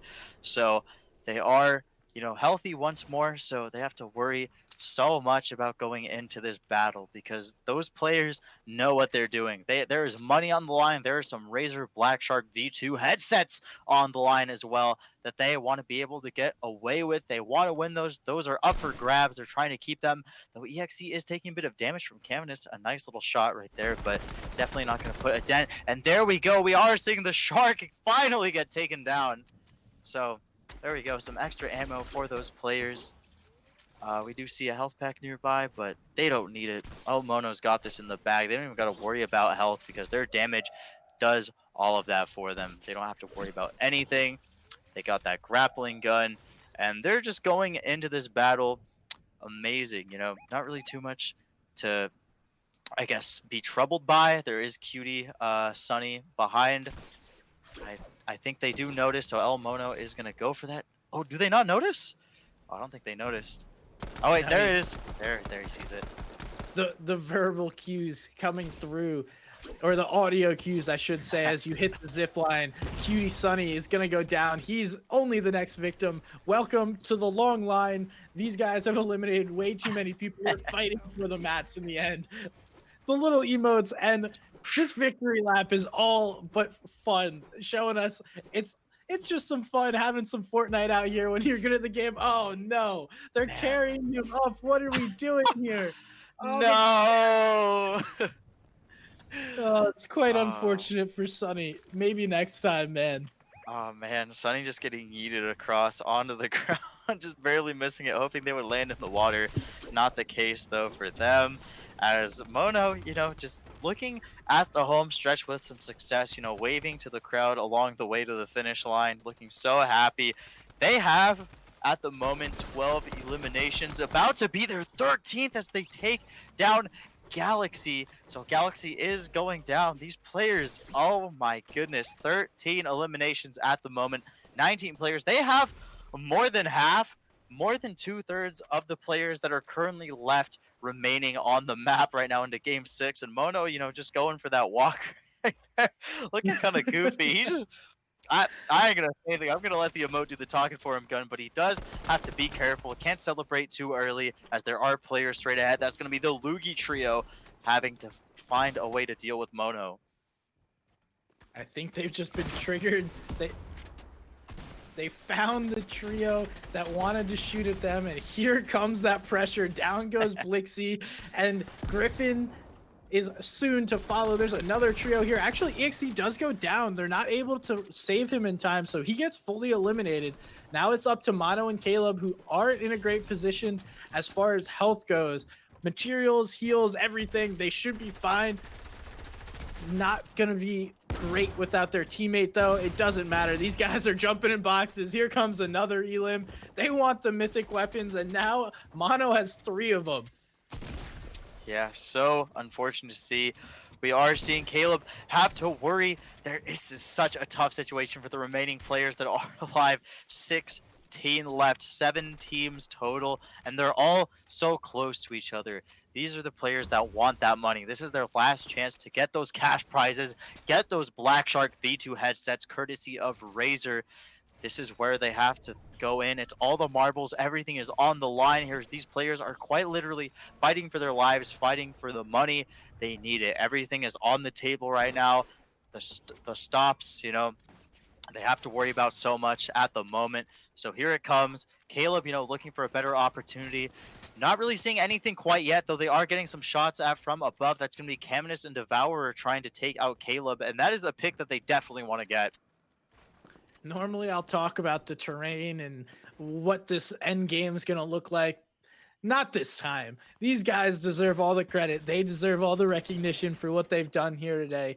Other trios are now, at this point, it appears, just playing for second place. Are they going for the reboot? Mono's gonna go stick this reboot while Caminist is on high ground. These guys are looking to win this game and take over for some extra cash, maybe grabbing second place, potentially grabbing one of those top 4 spots and walking away with a headset here today. Yeah, so they really want to get that headset. They want those cash prizes. EXE looking very weak. Thankfully, they were lucky enough to get rebooted. El Mono is very low. They're getting carried throughout the storm. They need to get those heals, though it's going to be such a tough situation as El Mono, does not have that health. They have to worry about that. They have to get revived pretty soon here. So Caminus in the fight, looking for a better opportunity, looking for that angle. And there's so much to worry about from these players as there are players, both teams, from so many different angles. They have to worry not to get snuck up upon. They have to worry about not getting sniped. Whatever the situation may be, now the situation turns to them having to revive Devour potentially. So we're going to see if Caminus is able to do that. It looks like that's going to be the case at the moment. He likely got sniped, and you can't over peek at this meta right now. There's so many snipers, so many hunting rifles. It's deadly to be sticking your head out there for too long. We do see them get some health back, get the res, but the pressure's not going to stop. It's being continued here by the players above him. He has to reset that window edit that he had already. And now we go into endgame. 7 trios remaining. Here's the first moving zone, excuse me. And pads coming through, 97th place. Probably not going to be in 97th place here today. These guys have consistently been in endgame and will wind up being one of our top teams at the end of the day. Yeah, so a lot of these players are having to worry about the storm once again closing in. We see Caminus go for a glide, using that jump pad, trying to find a better spot. They are going for the aggressive play. Emery is super weak on their side. Devour looking pretty good too, though. They do get some shots onto Alfie. Egopotamus is up there as well, so they could potentially get a frag onto them. This is so dangerous as Caminus is being pushed on top of. They have to find a safe spot to play in. Luckily, they are able to box themselves in, but we're going to see EXE try to go in. Can EXE do this? It's so close for them right now. Gun, what is the play right now? What do they have to worry about? As we do see some players drop down, they are nearby. A lot of players opting for the low ground at the moment. If only that was opposing players, that could have been quite the move to drop them into the box. Now Caminus making plays here with the crash pads to get ahead of Storm. We see EXE goes down to Pearson in the feed. Diddy, Sharkman are still alive. This team is still hanging on to hope. Egopotamus and Lyrics and Alfie are still up on the high ground. These guys are controlling the lobby. Caminus is very weak. Devour goes down, and Pearson is scooping up Elims left and right. Caleb picks up Caminus as this continues. Now, on top of the zone, Sharkman is feeling the pressure from Egopotamus. All of those players are right in one little area and high ground. The rest of this lobby is just easy for these guys. Everyone is dropping. They're fighting down below. Egopotamus, it doesn't matter for him. He's simply chilling up on height. But here comes Caleb looking to make a play here. Yeah, Caleb is definitely one that's going to make a great play if they are able to find, a bit better footing. Again, it's really hard for these guys to find space with the circle so small. We are seeing Lamau get taken. He's taken a lot of damage. Lyrics, though, with Egopotamus and Alfie looking pretty good. They are pretty dominant. They have a lot of items to heal with, a lot of shield. Definitely some opportunity. They are a bit sparse on ammo, it seems, as they are sharing with each other quite a bit, as I've noticed.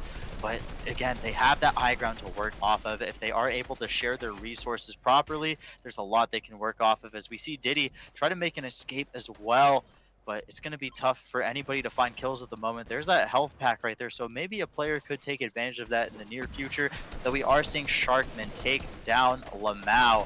So Sharkman getting the only kill so far out of the remaining players. There's about 3 players left, so they are going to get those placement points, which could be beneficial. But they have to play for picks at the moment if they want to get some higher placement.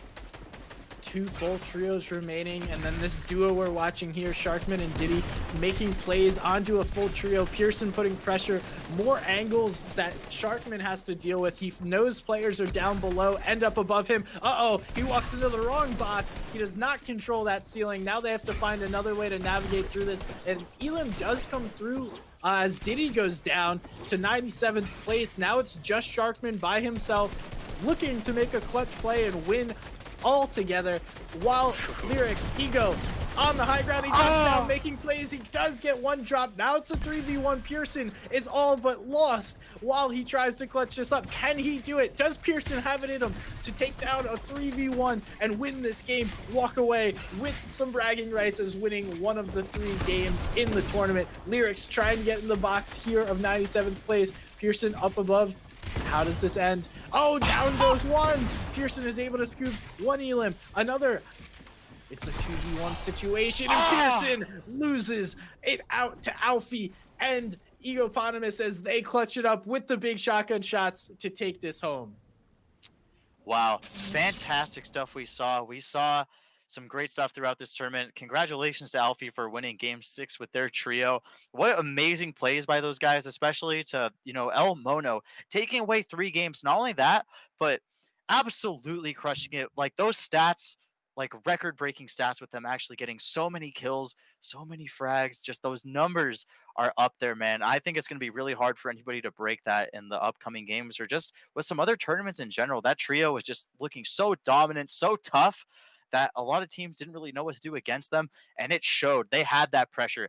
They had the movement. They had the confidence. They had everything that was key to their victory. And it looks like they are going to be taking first place, but there are some other players as we do figure out to crunch the numbers.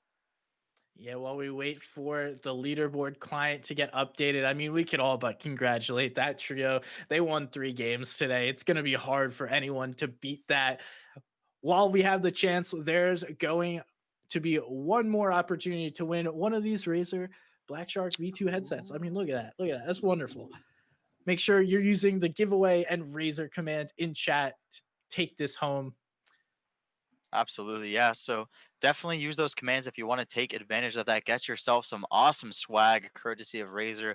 We couldn't be doing this tournament series without Razer, so really happy to have them on board with it. We will be back with you guys with the final results. So definitely stay tuned, you guys. We are going to be showing that off very soon. So we'll announce the winners very shortly.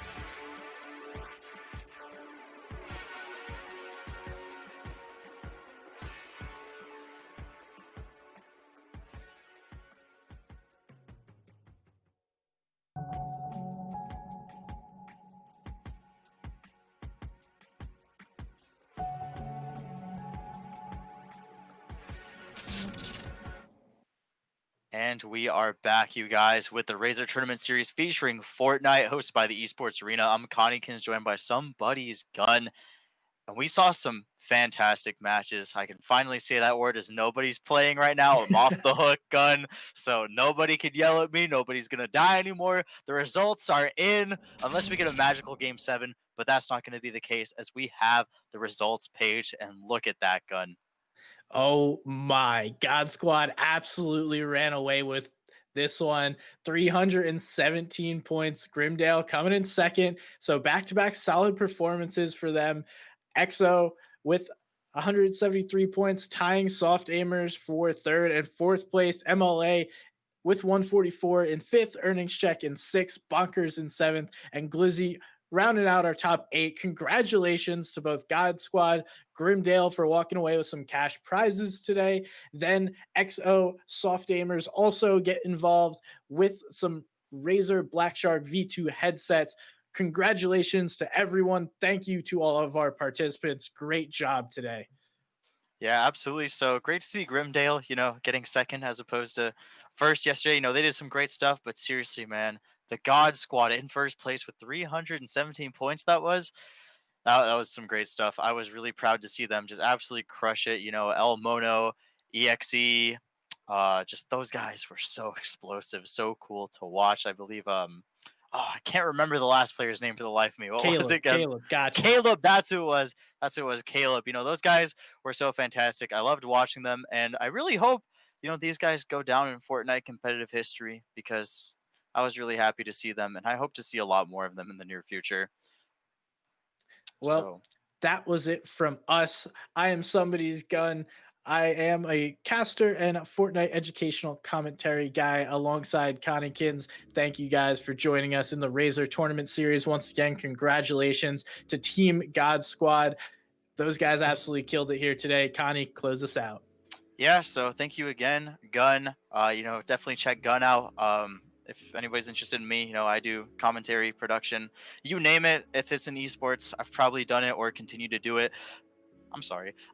But shout outs. I'm just talking with my producer really quick. But shout outs to the Razer Tournament Series. You guys, Razer doing an awesome stuff, working with the Esports Arena guys. Shout outs to the Esports Arena crew doing the most. The production, the spectating, the actual event organization was amazing from these guys. So give them a pat on the back, send them some hearts in the chat, because they were great. Razer also awesome to work with, giving us tons of goodies to spread the cheer throughout the chat, throughout the esports world. We're so happy to be working with them.